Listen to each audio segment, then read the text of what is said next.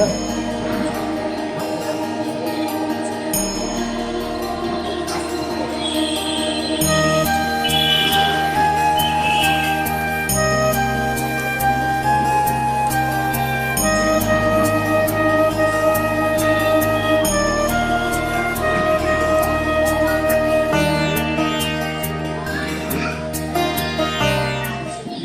ಶ್ರೀ ಗುರುಭ್ಯೋ ನಮಃ.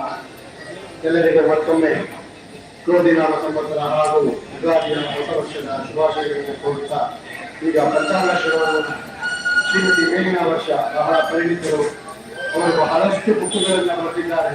ಅವರಿಗೆ ಶ್ರೀರಾಮ ಸೇವಾ ಮಂಡಳಿ ಪರವಾಗಿ ಹೃತ್ಪೂರ್ವಕವಾದ ಸ್ವಾಗತವನ್ನು ಕೋರುತ್ತಾ ಅವರಿಗೆ ಇಂದಿನ ಪಂಚಾಂಗ ಶ್ರವಣವನ್ನು ಮಾಡಲು ಅನುವು ಮಾಡಿಕೊಡ್ತಾ ಇದ್ದೇನೆ. ಅವರಿಗೆ ರಾಮರು ಹೆಚ್ಚಿನ ಆರೋಗ್ಯವನ್ನು ಕೊಟ್ಟು ಹೆಚ್ಚಿನ ರೀತಿಯಲ್ಲಿ ಇನ್ನೂ ಸೇವೆಯನ್ನು ಮಾಡುವಂತಹ ಭಾಗ್ಯವನ್ನು ಕೊಡಲಿ ಅಂತ ಪಂಚಾಂಗವನ್ನು ಶುರು ಮಾಡ್ತಾ ಇದ್ದೇವೆ. ಶ್ರೀಮತಿ ಮೇಘನಾ ವರ್ಷ ಅವರಿಗೆ ಶ್ರೀರಾಮನವಮಿ 16ರಿಂದ ಶುರುವಾಗುತ್ತೆ. 17 ನವಮಿ, 16ರಿಂದಲೇ ಸಾಯಂಕಾಲ ಶ್ರೀ ಕೀರ್ತನ್ ಅವರ ಹರಿಕತೆಯೊಂದಿಗೆ ಶುರುವಾಗಿ 26ವರೆಗೂ ಬಹಳಷ್ಟು ಅಂತಾರಾಷ್ಟ್ರೀಯ ಖ್ಯಾತಿಯ ಸಂಗೀತಗಾರರಿಂದ ಸಂಗೀತೋತ್ಸವ ಇರುತ್ತೆ. ಸಂಜೆ 5:30 ಶುರುವಾದ್ರೆ 9:30ವರೆಗೂ ನೀವು ಸುಶ್ರಾವ್ಯವಾದ ಸಂಗೀತವನ್ನು ಕೇಳಬಹುದು. ಅದಲ್ಲದೆ 15ನೇ ತಾರೀಕು ಬೆಳಿಗ್ಗೆ ಪಾನಕ ಮತ್ತು ಕೋಸುಂಬರಿ ವಿತರಣೆ ಇರುತ್ತೆ. ಸುಮಾರು ಒಂದು 12ರಿಂದ 15 ಸಾವಿರ ಜನ ಬರ್ತಾರೆ. ನಿಮ್ಮ ತನು ಮನದ ಜೊತೆಗೆ ಜನ ಸಹಾಯ ನಮಗೆ ಬಹಳ ಅವಶ್ಯಕತೆ ಇದೆ. ಎಲ್ಲರೂ ಅಲ್ಲಿ ರಸೀದಿಯನ್ನು ಕೊಟ್ಟು ಅದರ ಒಂದು ಕಾಂಟ್ರಾಕ್ಟ್ ಇದೆ, ಅದನ್ನು ತೆಗೆದುಕೊಂಡು ಶ್ರೀರಾಮನ ಕೃಪೆಗೆ ಪಾತ್ರರಾಗಬೇಕು ಅಂತ ಮಂಡಳಿಯ ಪರವಾಗಿ ಕೇಳಿಕೊಂಡಿದ್ದೀನಿ. ದಯವಿಟ್ಟು ಚಡ್ಡಿಯನ್ನ ಮತ್ತೆ ನೈಟಿಯನ್ನ ಯಾರು ಹಾಕೊಂಡು ಬರೋಂಗಿಲ್ಲ. ಅಲ್ಲಿ ಹಾಕಿದೀವಿ, ಬೋರ್ಡ್ ಹಾಕಿದೀವಿ, ಆದ್ರೂ ಹಾಕೊಂಡು ಬರ್ತೀರಾ, ಆಮೇಲೆ ಹೇಳಿದ್ರೆ ಆರ್ಗ್ಯೂ ಮಾಡ್ತೀರಾ. ದಯವಿಟ್ಟು ಮಾಡಬೇಕು. ರಾಮನ ಸೇವೆ ಮಾಡ್ಲಿಕ್ಕೆ ಶ್ರದ್ಧಾ ಭಕ್ತಿನೂ ಕರೆಕ್ಟ್, ಅದ್ರ ಜೊತೆಗೆ ಡ್ರೆಸ್ ಕೋಡ್ ಇರುತ್ತೆ. ಆ ಡ್ರೆಸ್ ಕೋಡ್ ಹಾಕೊಂಡ್ ಬರ್ಬೇಕು ಅಂತ ಮಂಡಳಿಯ ಪರವಾಗಿ ಕಡೆಯಿಂದ ಕೇಳ್ಕೊಳ್ತೇನೆ. ಯಾರು ಅದಕ್ಕೆ ಆರ್ಗ್ಯೂ ಮಾಡಕ್ ಹೋಗ್ಬೇಡಿ. ಯುಗಾದಿ ಹಬ್ಬದ ಶುಭಾಶಯಗಳಿಗೆ ಸಭಿಕರಿಗೆಲ್ಲರಿಗೂ ಸಹ ನನ್ನ ವಂದನೆಗಳು. ನನ್ನ ಹೆಸರು ಮೇಘನಾ ವರ್ಷ, ಜ್ಯೋತಿಷರು, ವಾಸ್ತು ಎಲ್ಲವನ್ನು ನೋಡ್ತೀನಿ. 30 ವರ್ಷ ಅನುಭವ ಇದೆ. ರಾಮ ಮಂದಿರದಲ್ಲಿ ಈ ದಿನ ಯುಗಾದಿಯ ಒಂದು ಪಂಚಾಂಗ ಶ್ರವಣವನ್ನು ನಮಗೆ ಮಾಡಲು ಅವಕಾಶ ಕೊಟ್ಟಂತಹ ಇಲ್ಲಿನ ಅಧ್ಯಕ್ಷರ ಕಾರ್ಯದರ್ಶಿಗಳಾದ ಶ್ರೀಧರ್ ಅವರು ಹಾಗೂ ದೇವಾಲಯದ ಮುಖ್ಯ ಅರ್ಚಕರಾದಂತಹ ಶ್ರೀಧರ್ ಮತ್ತು ಮಂಜಿಯವರು ಮತ್ತು ಇನ್ನಿತರ ಈ ದೇವಾಲಯ ವರ್ಗದ ಎಲ್ಲರಿಗೂ ಸಹ ನನ್ನ ವಂದನೆಗಳನ್ನು ಅರ್ಪಿಸುತ್ತಾ ಪಂಚಾಂಗ ಶ್ರವಣವನ್ನು ಮಾಡೋದಕ್ಕೆ ಈ ದಿನ ನಾನು ಮಾಡ್ತಾ ಇದ್ದೀನಿ. ಮೊದಲನೇದಾಗಿ ಪ್ರಾರ್ಥನೆ ಶ್ರೀ ಗುರುಭ್ಯೋ ನಮಃ ಶ್ರೀ ಹರಿಹೇ. ದೇವರ ಗುರುವನ್ನು ನೆನೆಸಿಕೊಂಡು ನವಗ್ರಹಗಳನ್ನು ನೆನೆಸಿಕೊಂಡು ಹಾಗೆ ಈ ದಿನದ ವಿಶೇಷವಾದಂತಹ ಒಂದು ದೈವ ಅಂದರೆ ಬ್ರಹ್ಮದೇವರು. ಬ್ರಹ್ಮದೇವರನ್ನ ಇವತ್ತು ನೆನೆಸಿಕೊಳ್ಳದೆ ಯಾವ ದಿನವೂ ನಾವು ಬ್ರಹ್ಮದೇವರನ್ನ ನೆನೆಸಿಕೊಳ್ಳಲ್ಲ. ಈ ಒಂದು ದಿನ ಮಾತ್ರ ನಾವು ಬ್ರಹ್ಮದೇವರಿಗೆ ಕಳಸವನ್ನಿಟ್ಟು ಪೂಜೆ ಮಾಡಲೇಬೇಕು ಹಾಗೂ ಬ್ರಹ್ಮದೇವರನ್ನ ನಾವು ಸ್ಮರಣೆ ಮಾಡಲೇಬೇಕು ಅನ್ನೋದು ಪ್ರತೀತಿ ಇರುತ್ತೆ. ಕಾರಣ ಯಾಕೆ ಅಂತಂದ್ರೆ ಈ ಬ್ರಹ್ಮದೇವರನ್ನ ನೆನೆಸ್ಕೊಳ್ಳೋದ ಕಾರಣ ಯುಗಾದಿಯನ್ನ ನಾವು ಸೃಷ್ಟಿಯ ಆರಂಭ ಮಾಡಿದ ಮೊದಲ ದಿನ. ಇದನ್ನು ಸೃಷ್ಟಿಯನ್ನು ಸೃಷ್ಟಿ ಮಾಡಿದಂತಹ ವ್ಯಕ್ತಿ ಯಾರು ಅಂತ ನಾವು ನೋಡುವಾಗ ಬ್ರಹ್ಮದೇವರನ್ನ ನಾವು ಈ ದಿನ ಖಂಡಿತ ಸ್ಮರಣೆ ಮಾಡಬೇಕಾಗುತ್ತೆ. ಅದರ ಜೊತೆಗೆ ನೋಡಿ, ಈ ಒಂದು ಸೃಷ್ಟಿಯಾದ ನಂತರ ಸಂವತ್ಸರಗಳನ್ನು ಸೃಷ್ಟಿಯಾಯಿತು. ನಂತರ ಪಂಚಾಂಗಗಳಾದಂತಹ ತಿಥಿ, ವಾರ, ನಕ್ಷತ್ರ, ಯೋಗ, ಕರಣ ಇವುಗಳು ಹುಟ್ಟುಕೊಳ್ತವೆ. ಹಾಗಾಗಿ ಮುಂದಿನ ದಿನಗಳಿಂದ ಮನುಷ್ಯನಿಗೆ ಅನುಕೂಲವಾಗುವ ರೀತಿಯಲ್ಲಿ ಎಲ್ಲವೂ ಕೂಡ ನಡ್ಕೊಂಡು ಹೋಗ್ತಾ ಬರ್ತದೆ. ಈ ಒಂದು ಯುಗಾದಿ ಹಬ್ಬದ ಮಹತ್ವ ಏನಂತಂದ್ರೆ, ಅದರ ಹಿನ್ನೆಲೆ ಏನಂತಂದ್ರೆ, ಈ ಕ್ರೋಧಿ ನಾಮ ಸಂವತ್ಸರ ಉತ್ತರಾಯಣ ತಿಥಿ ಇದೆ. ಈ ವಸಂತ ಋತು ಚೈತ್ರ ಮಾಸದಲ್ಲಿ ಪಾಡ್ಯ ಪ್ರಥಮ ತಿಥಿಯಂದು ಆರಂಭವಾಗುತ್ತೆ. ನಮಗನ್ಸುತ್ತೆ ವರ್ಷವೂ ಬರ್ತಾನೆ ಇರುತ್ತಲ್ಲ ಯುಗಾದಿ, ಏನು ಈ ದಿನ ಮಾತ್ರ ಏನು ಸ್ಪೆಷಲ್, ಪ್ರತಿ ವರ್ಷನೂ ಬರುತ್ತಲ್ಲ ಅಂದ್ರೆ ಬರುತ್ತೆ. ಆದಿಯಲ್ಲಿ ನಮ್ಗೆ ಬ್ರಹ್ಮ ದೇವರು ಸೃಷ್ಟಿ ಮಾಡಿದ ಇಂಥ ದಿನ ಮನುಕುಲದ ಉದ್ಧಾರಕ್ಕಾಗಿ ಏನೆಲ್ಲ ಬ್ರಹ್ಮದೇವರು ಅನುಕೂಲ ಮಾಡ್ಕೊಂಡಿದ್ದಾನೋ ಅದನ್ನ ನಾವು ಸ್ಮರಣೆ ಮಾಡ್ಕೊಳ್ಳೋದು ಒಂದು ವಿಶೇಷವಾದದ್ದು ನಾವು ಇಲ್ಲಿ ಅನ್ಕೊಳ್ಬಹುದು. ಇದಾದ ನಂತರ ನಾವು ಬ್ರಹ್ಮಾಂಡದ ಮೊದಲ ದಿನ ಅಂತ ನಾವು ಈ ಯುಗಾದಿಯ ಹಬ್ಬದ ಆಚರಣೆಯನ್ನ ಹೊಸ ವರ್ಷದ ರೀತಿಯಲ್ಲಿ ನಾವು ಆಚರಣೆ ಮಾಡ್ತೀವಿ. ನಾವು 12 ರಾಶಿಗಳ ಒಂದು ಪಂಚಾಂಗ ಒಂದು ವಿವರಣೆಯನ್ನು ನೋಡೋದಕ್ಕಿಂತ ಮುಂಚೆ ಸ್ವಲ್ಪ ಯುಗಾದಿ ಬಗ್ಗೆ ಒಂದು ಸ್ವಲ್ಪ ವಿವರಣೆಯನ್ನು ಕೊಡೋಣ. ಎಷ್ಟು ಜನಕ್ಕೆ ಗೊತ್ತಿರುತ್ತೆ ಇಲ್ವೋ ಅನ್ನೋದು ನನಗೆ ಗೊತ್ತಿಲ್ಲ. ಈ ಯುಗಾದಿ ಹಬ್ಬವು ಎಂತಹದೊಂದು ಸಮಯದಲ್ಲಿ ಬರುತ್ತೆ ಅಂತಂದ್ರೆ, ಸೂರ್ಯನು ಒಂದು ಉತ್ತಮವಾದ ಕಿರಣಗಳನ್ನು ಮತ್ತು ಶಕ್ತಿಯನ್ನು ಹೊಂದಿರುವಂತಹ ಸಮಯದಲ್ಲಿ ಹಾಗೂ ಗಿಡ ಮರ ಎಲ್ಲವೂ ಕೂಡ ಎಲೆಯನ್ನು ಉದುರಿಸಿಕೊಂಡು ಒಂದು ಭೂದೇವಿಯು ಹೇಗೆ ಕಾಣ್ತಾಳೆ ಅಂತಂದ್ರೆ, ಹಸಿರಿನ ಸೀರೆ ಉಟ್ಟಂತಹ ಒಂದು ಶೃಂಗಾರ ಮಾಡಿಕೊಂಡು ನಿಂತಹ ನವ ಕನ್ಯೆಯ ರೀತಿಯಲ್ಲಿ ಕಾಣುವಂತಹ ಈ ಸಮಯದಲ್ಲಿ ಯುಗಾದಿ ಹಬ್ಬವು ನಮಗೆ ಬರುತ್ತೆ. ಅಂದ್ರೆ ನಮಗೆಲ್ಲವೂ ಕೂಡ ಇದು ನಿಸರ್ಗದಲ್ಲಾಗುವಂತಹ ಮಹತ್ವದ ಬದಲಾವಣೆಗಳನ್ನ ನಾವು ಆನಂದಿಸುವಂತಹ ದಿನದಿಂದ ನಮಗೆ ಯುಗಾದಿ ಹಬ್ಬ ಅನ್ನೋದು ಆಚರಣೆ ಆಗುತ್ತೆ. ಜ್ಯೋತಿಷ ಶಾಸ್ತ್ರದಲ್ಲಿ ನಮಗೆ ಈ ಯುಗಾದಿ ಹಬ್ಬವನ್ನ ಯಾವ ರೀತಿ ನಮಗೆ ಹೇಳಿದ್ದಾರೆ ಅಂತಂದ್ರೆ, ಭಾಸ್ಕರ ಭಟ್ಟಾಚಾರ್ಯ ಅನ್ನೋರು ಜ್ಯೋತಿಷ ಸೂರ್ಯ ಸಿದ್ಧಾಂತದ ಲೆಕ್ಕಾವನ್ನು ಮಾಡಿ ಆ ಲೆಕ್ಕಾಚಾರದ ಮುಖಾಂತರವಾಗಿ ನಮಗೆ ಯುಗಾದಿ ಮತ್ತೆ ಈ ಕೋಟಿ ಸಂವತ್ಸರಗಳು ಯುಗಾದಿಯು ಯಾವ ರೀತಿ ಆರಂಭವಾಯಿತು ಅನ್ನೋದನ್ನ ಲೆಕ್ಕಾಚಾರವಾಗಿಯೇ ಈ ಪ್ರಪಂಚದಲ್ಲಿ ನಮಗೆ ಮೊಟ್ಟ ಮೊದಲನೇದಾಗಿ ತಿಳಿಸಿಕೊಟ್ಟಿದ್ದಾರೆ ಅಂತ ನಾವು ಅವರನ್ನು ಕೂಡ ಇಲ್ಲಿ ನಾವು ಸ್ಮರಣೆ ಮಾಡಿಕೊಳ್ಳೋಣ. ಈ ಯುಗಾದಿ ಹಬ್ಬವನ್ನ ಎರಡು ರೀತಿಯಲ್ಲಿ ಆಚರಿಸ್ತಾರೆ. ಚಂದ್ರಮಾನ ಯುಗಾದಿ ಹಾಗೂ ಸೌರಮಾನ ಯುಗಾದಿ. ಚಂದ್ರಮಾನದ ಯುಗಾದಿಯ ಹಿನ್ನೆಲೆ ಈಗಾಗಲೇ ನಾವು ಚೈತ್ರ ಮಾಸ ಹಾಗೂ ವಸಂತ ಋತುವಿನಲ್ಲಿ ಆರಂಭ ಆಗುತ್ತೆ, ಪಾಡ್ಯಮಿ ದಿನ ಅಂತ ನಾವಿಲ್ಲಿ ತಿಳ್ಕೊಂಡಿದ್ದೀವಿ.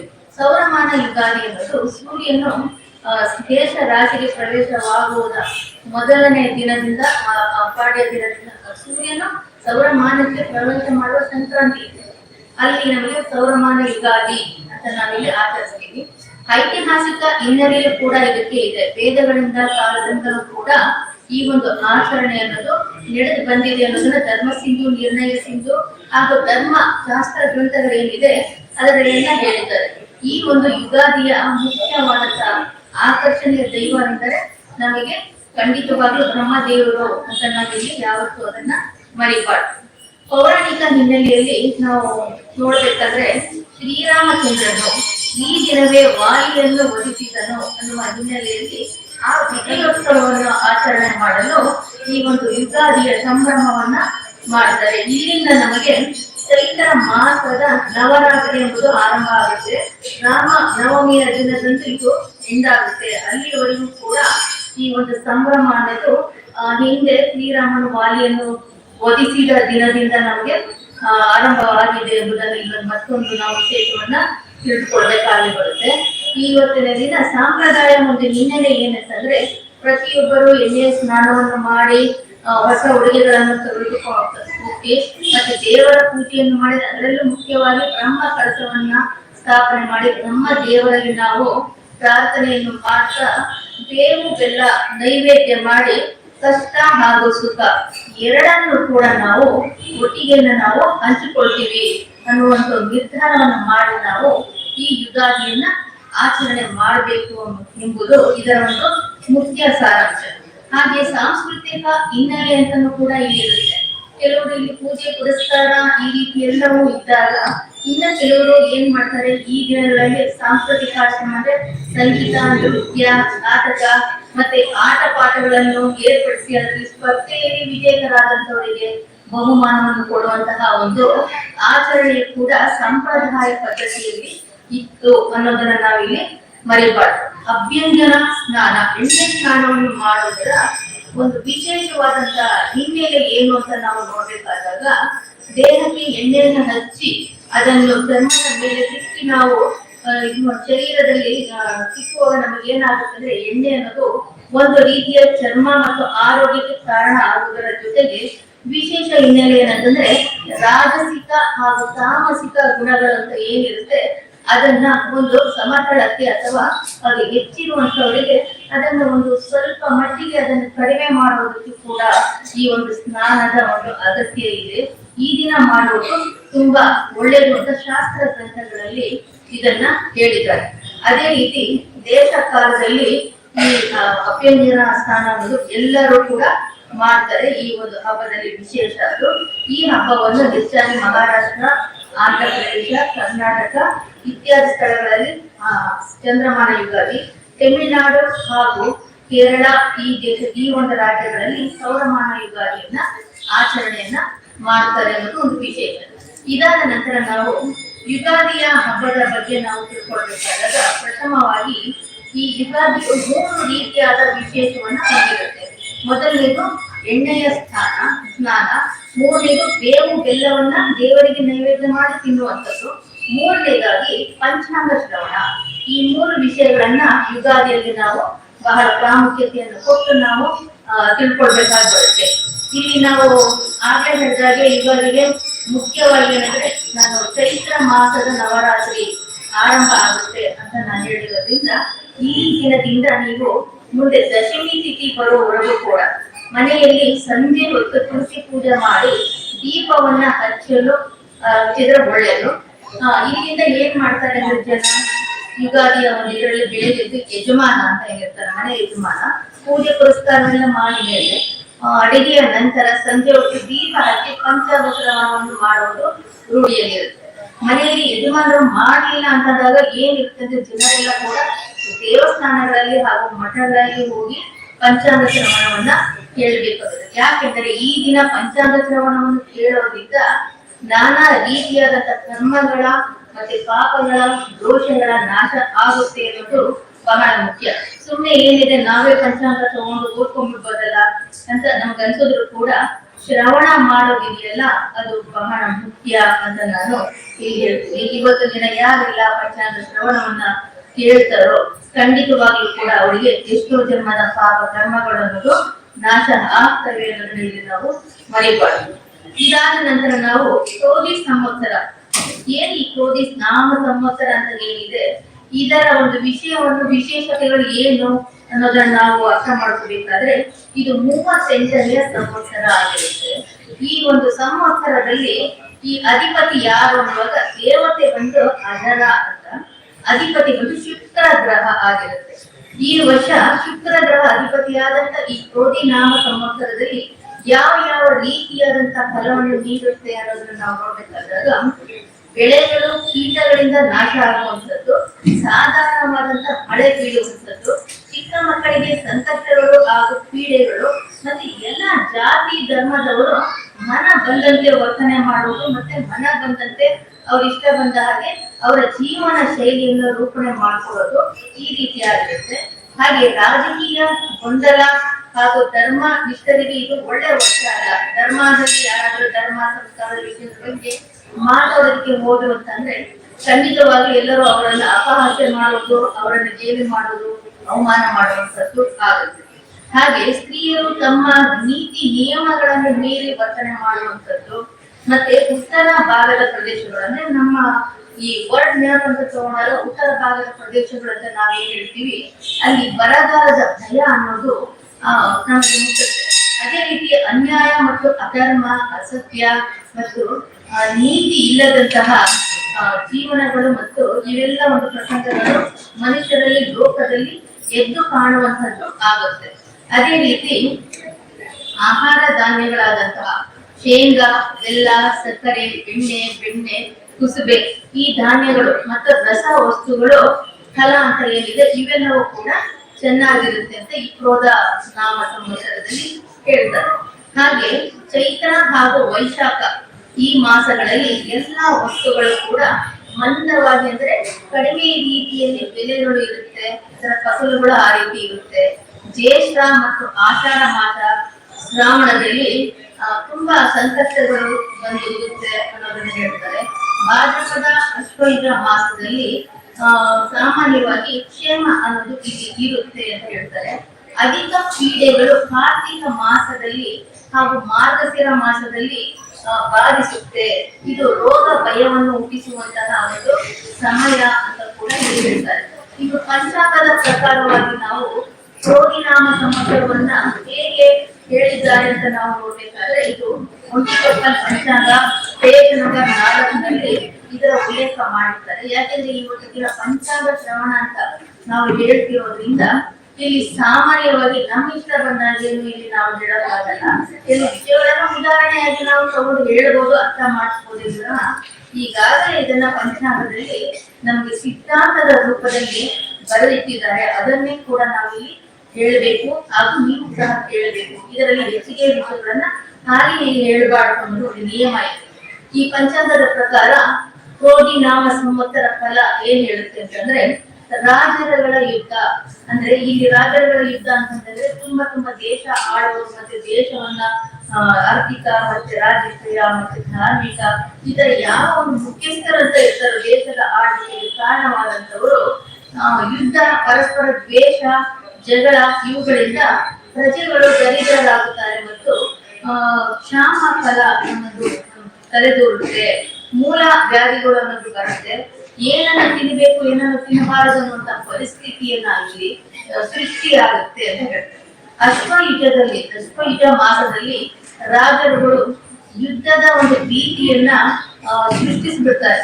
ಅಲ್ಲಿ ಪ್ರಾಣಿ ಪಕ್ಷಿಗಳು ಮಾತ್ರ ಸೌಖ್ಯವಾಗಿರ್ತವೆ ಹೊರತು ಕಾಡು ಬೆಳೆಗಳು ಮಾತ್ರ ಚೆನ್ನಾಗಿರ್ತವೆ ಹೊರತು ಮನುಷ್ಯನಿಗೆ ಆತಂಕ ಯಾವಾಗ ಏನಾಗುತ್ತೆ ಅನ್ನುವಂತಹ ಆತಂಕ ಅನ್ನೋದು ಮೂಡಿ ಬರುತ್ತೆ ಅನ್ನೋದನ್ನಾಗಿ ಅರ್ಥ ಮಾಡ್ಕೋಬೇಕು. ಈ ವರ್ಷ ನವ ನಾಯಕರು ಯಾರಾಗಿರ್ತಾರೆ ಮತ್ತೆ ಅವರ ಫಲಗಳೇನು ಅಂತ ನಾವು ನೋಡ್ಬೇಕಾದಾಗ ನವ ನಾಯಕರಲ್ಲಿ ಈ ವರ್ಷದ ರಾಜ ಕುಜಗ್ರಹ ಆಗಿದ್ದಾನೆ, ಮಂತ್ರಿ ಶನಿ ಗ್ರಹ, ಸೇನಾಧಿಪತಿ ಶನಿ, ಸಸ್ಯಾಧಿಪತಿ ಕುಜ, ಧಾನ್ಯದ ಅಧಿಪತಿ ಚಂದ್ರ, ಮತ್ತೆ ಅರ್ಘಾಧಿಪತಿ ಶನಿ, ಮೇಘ ಅಧಿಪತಿ ಗುರು, ನಿರಸಾಧಿಪತಿ ಕುಜ ಅಂತ ಹೇಳ್ತಾರೆ. ಇಲ್ಲಿ ಪಶು ನಾಯಕ ಯಮ ಅಂತಲೂ ಸಹ ಹೇಳ್ಬಿಡ್ತಾರೆ. ಈ ನವ ನಾಯಕರು ಯಾವ ರೀತಿಯಾದ ತಮ್ಮ ಫಲವನ್ನ ಈ ವರ್ಷದಲ್ಲಿ ಕೊಡ್ತಾರೆ ಅಂತ ನಾವು ನೋಡುವಾಗ ಕುಜನು ರಾಜ ಆಗಿರೋದ್ರಿಂದ ಬಿಸಿ ಗಾಳಿಯನ್ನು ಜಾಸ್ತಿ ಪ್ರಚಂಡವಾದಂತ ಅಗ್ನಿ ಮತ್ತು ಬಿಸಿ ಗಾಳಿಯಿಂದ ಗ್ರಾಮ, ಪಟ್ಟಣ, ವನಗಳು ಇಲ್ಲಿ ವಿಶೇಷವಾಗಿ ನಾಶ ಮಾಡುವಂತ ಕೆಲಸವನ್ನ ಮಾಡ್ತಾನೆ. ಮೋಡಗಳು ಮಳೆಯನ್ನು ಸುರಿಸೋದಿಲ್ಲ, ಪದಾರ್ಥಗಳಿಗೆ ಬೆಲೆ ಹೆಚ್ಚುತ್ತೆ, ರಾಜರಲ್ಲಿ ಯುದ್ಧ ಭಯ ಅನ್ನೋದು ಇರುತ್ತೆ. ಮಂತ್ರಿ ಶನಿ ಆಗಿರೋದ್ರಿಂದ ಭೂಮಿಯಲ್ಲಿ ಬೆಳೆ ಕಡಿಮೆ ಇರ್ತದೆ, ಅಂತರಿಕ್ಷ ಮೇಘ ಅಧಿಕೃತದಿಂದ ಕೂಡಿದ್ದು ಕಾಂತಿಹೀನ ಪರಿಸ್ಥಿತಿ ಇರುತ್ತೆ. ಸೇನಾಧಿಪತಿಯು ಶನಿಯೇ ಆಗಿರೋದ್ರಿಂದ ರಾಜರುಗಳ ಸೇನೆಯನ್ನು ಸಿದ್ಧಪಡಿಸ್ಕೊಳ್ತಾರೆ. ಆಗ್ಲೇ ನಾವು ಹೇಳಿದಾಗ ಯುದ್ಧದ ಭೀತಿ ಇರೋದ್ರಿಂದ ಬಹುಶಃ ಮತ್ತು ಗುಂಡುಗಳು ಮತ್ತು ಹೋರಾಟಕ್ಕೆ ತಯಾರಿಯನ್ನು ಮಾಡಿಕೊಳ್ತಾರೆ ಅನ್ನೋದನ್ನ ನಾವಿಲ್ಲಿ ಗಮನಿಸಬೇಕಾಗುತ್ತೆ. ಪ್ರಜೆಗಳು ಆದಷ್ಟು ಅಧರ್ಮ ಪ್ರವರ್ತಕರಾಗಿರ್ತಾರೆ, ಭೂಮಿಯಲ್ಲಿ ಧಾನ್ಯಗಳು ಹೆಚ್ಚಿನ ಫಲವನ್ನ ನೀಡ್ತವೆ. ಸಸ್ಯದ ಅಧಿಪತಿ ಕುಜ ಆಗಿರೋದ್ರಿಂದ ಕುಜ ಕೆಂಪು ಬಣ್ಣದ ಒಂದು ಧಾನ್ಯಗಳಂತ ನಾವು ಹೇಳ್ತೀವಿ, ಭತ್ತ ಮತ್ತೆ ಕಾಂತಿ ಮತ್ತೆ ತೊಗರಿ ಬೇಳೆ, ಕೆಂಪು ಧಾನ್ಯಗಳಂತ ಏನಿದೆ ಅವು ಕಪ್ಪು ಮಣ್ಣಿನಲ್ಲಿ ಬೆಳೆಯುವಂತ ಈ ಧಾನ್ಯಗಳು ವಿಶೇಷವಾದಂತ ಫಲವನ್ನ ಕೊಡ್ತವೆ. ಧಾನ್ಯಾಧಿಪತಿ ಚಂದ್ರನ ಫಲವನ್ನು ನಾವು ನೋಡುವಾಗ ಚಂದ್ರನು ಧಾನ್ಯಾಧಿಪತಿ ಆಗಿರೋದ್ರಿಂದ ಗೋವುಗಳು ಸಮೃದ್ಧಿಯಾಗಿರುತ್ತೆ, ಹಾಲನ್ನು ಹೆಚ್ಚಾಗಿ ಸಮೃದ್ಧಿಯಾಗಿ ನೀಡ್ತವೆ, ಪ್ರಜೆಗಳು ಆರೋಗ್ಯವಂತರಾಗಿರ್ತಾರೆ, ಮಳೆ ಚೆನ್ನಾಗಿ ಉಂಟಾಗುತ್ತೆ ಅನ್ನೋದು ಇದೊಂದು ನಮಗೆ ಸಂತೋಷದ ವಿಷಯ ಆಗಿರುತ್ತೆ. ಅರ್ಘಾಧಿಪತಿ ಶನಿ ಆಗಿರೋದ್ರಿಂದ ಈ ಅರ್ಘಾಧಿಪತಿಯಲ್ಲಿ ಮಳೆ ಅನ್ನೋದು ಕಡಿಮೆ ಆಗುತ್ತೆ, ಮತ್ತೆ ಕಳ್ಳರ ಒಂದು ಬಾಧೆ ಅನ್ನೋದು ಜಾಸ್ತಿ, ಅಗ್ನಿಯ ಭಯ, ಕ್ಷಾಮದ ಭಯ, ಮತ್ತೆ ಆದಷ್ಟು ಕೂಡ ಈ ಕಪ್ಪು ವಸ್ತುಗಳು ಅಂತ ಏನಿರುತ್ತೆ ಇವು ಮಾತ್ರ ಕಪ್ಪು ಬಣ್ಣದ ವಸ್ತುಗಳಿಗೆ ಬೇಡಿಕೆ ಮತ್ತೆ ಅವುಗಳು ಫಲವತ್ತತೆಯನ್ನ ನೀಡ್ತವೆ ಅನ್ನೋದನ್ನ ಹೇಳ್ತಾರೆ. ಮೇಘಾಧಿಪತಿ ಶನಿ ಆಗಿರೋದ್ರಿಂದ ಬೆಳೆ ಕಡಿಮೆ ಆಗಿದ್ದು ಪದಾರ್ಥಗಳಿಗೆ ಹೇಗಿರುತ್ತೆ ಅಂತಂದ್ರೆ ಬೆಳೆ ಕಡಿಮೆ ಆಯ್ತು ಅಂದ್ರೆ ಏನಾಗುತ್ತೆ ಎಲ್ಲ ಧಾನ್ಯಗಳಿಗೂ ರೇಟ್ ಅಥವಾ ಬೆಲೆ ಅನ್ನೋದು ಹೆಚ್ಚುತ್ತೆ ಅಂತ ಹೇಳ್ತಾರೆ. ರಸಾಧಿಪತಿ ಗುರು ಆಗಿರೋದ್ರಿಂದ ಗುರು ಎಲ್ಲ ಸಸ್ಯ ಮತ್ತೆ ವೃಕ್ಷಗಳು ಚೆನ್ನಾಗಿ ಬೆಳೆಯುವ ತರದಲ್ಲಿ ಆಗುತ್ತೆ, ಆದರೆ ಪ್ರಜೆಗಳು ಮಾತ್ರ ಸ್ವಲ್ಪ ಅನಾರೋಗ್ಯದ ಪೀಡನೆಯನ್ನ ಭಯವನ್ನ ಇಲ್ಲಿ ಎದುರಿಸಬೇಕಾಗಿ ಬರುತ್ತೆ. ನಿರಸಾಧಿಪತಿ ಕುಜ, ಇವರ ಕುಜ ನಿರಸಾಧಿಪತಿ ಆಗಿರೋದ್ರಿಂದ ಚಂದನ, ಹಗರು, ಕಸ್ತೂರಿ, ಕೆಂಪು ಹವಳ ಬಟ್ಟೆಗಳು ಇತ್ಯಾದಿಗಳು ಅಭಿವೃದ್ಧಿ ಆಗ್ತವೆ. ಪಶು ನಾಯಕ ಯಮ ಆಗಿರೋದ್ರಿಂದ ಯಮನು ಪದಾರ್ಥಗಳಿಗೆ ಬೆಲೆಯನ್ನು ಹೆಚ್ಚು ಮಾಡುತ್ತಾನೆ, ಮಳೆ ಕಡಿಮೆ ಆಗಿರುತ್ತೆ, ಪಶುಗಳಿಗೆ ಮೇವಿನ ಕೊರತೆ ಉಂಟಾಗುತ್ತೆ, ಸ್ವಲ್ಪವೇ ಅವುಗಳ ಒಂದು ಆರೋಗ್ಯ ಕ್ಷೇಮ ಅನ್ನೋದು ಅವುಗಳಿಂದ ನಾವು ಏನು ನಿರೀಕ್ಷೆ ಮಾಡ್ತೀವಿ ಪ್ರಾಣಿ ಪಕ್ಷಿಗಳಿಂದ ಆ ಫಲ ಅನ್ನೋದು ಕಡಿಮೆ ಆಗ್ಬಹುದು. ಇದಿಷ್ಟು ಕೂಡ ಮುಖ್ಯ ನಾಯಕರ ಫಲ ಆಗಿದ್ದು ಇದೇ ಒಂದು ನಾಯಕರನ್ನು ಉಪನಾಯಕರಾಗಿ ಕೂಡ ಹೇಳಿದ್ದಾರೆ. ಅದು ಒಂಟಿಕೊಪ್ಪಲ್ ಪಂಚಾಂಗದಲ್ಲಿ ಪೇಜ್ ನಂಬರ್ 5 ನಲ್ಲೇ ಕೂಡ ಹೇಳಿದ್ದಾರೆ. ಚಂದ್ರ ಮೃಗಾಧಿಪತಿ ವೃಷಭಾಧಿಪತಿ ಗ್ರಾಮಾಧಿಪತಿಯಾಗಿ ಕೆಲಸ ಮಾಡ್ತಾರೆ.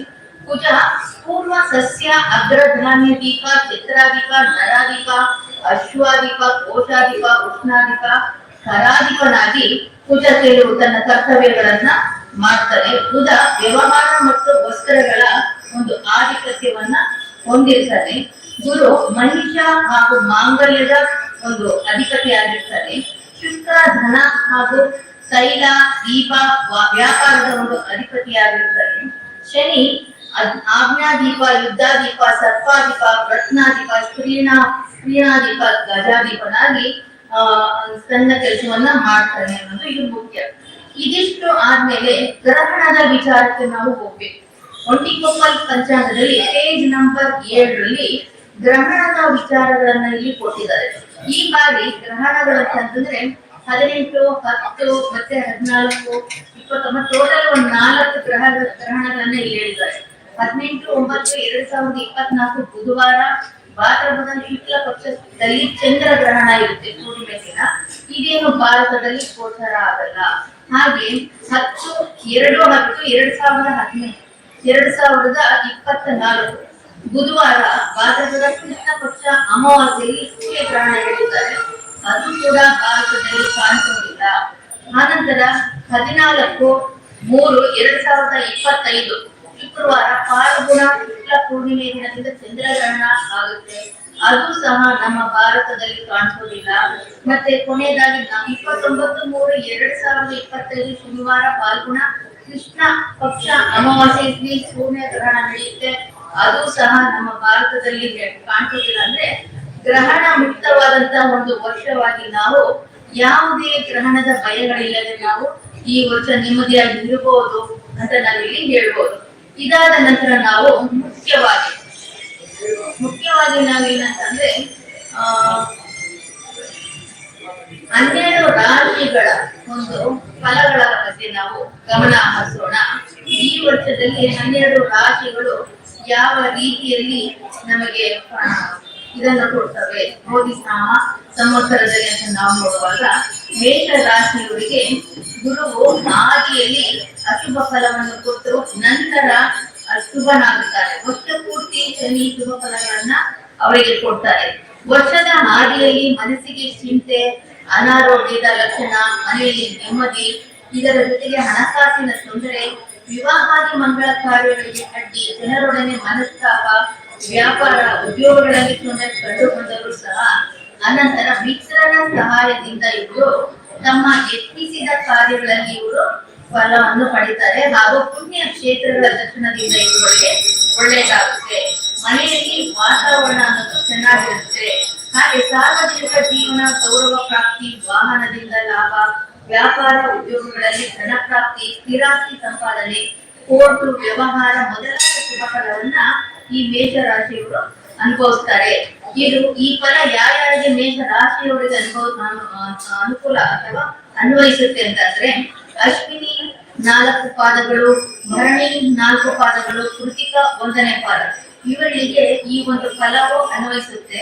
ಇವರಿಗೆ ಶುಭವಾದ ದಿಕ್ಕು ದಕ್ಷಿಣ ದಿಕ್ಕು, ಶುಭ ಸಂಖ್ಯೆ 1, 2, 3, 9, ಶುಭ ವಾರಗಳು ಭಾನುವಾರ, ಮಂಗಳವಾರ, ಗುರುವಾರ, ಶುಭ ಬಣ್ಣ ಕೆಂಪು, ಹಳದಿ, ಕೇಸರಿ, ಶುಭ ರತ್ನ ಹವಳ, ಮಾಣಿಕ್ಯ, ಕುಶರಾಜ್.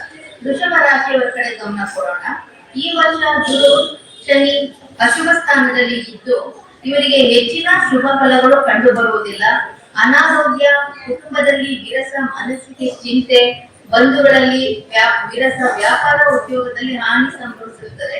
ಸೈನಿಕರಿಂದ ಹಾನಿ, ಯತ್ನ, ವಿಘ್ನ, ಅವರು ನಡೆಸುವಂತ ಎಲ್ಲ ಕಾರ್ಯಗಳಲ್ಲಿ ಅವರು ವಿಘ್ನವನ್ನ ಅನುಭವಿಸ್ತಾರೆ.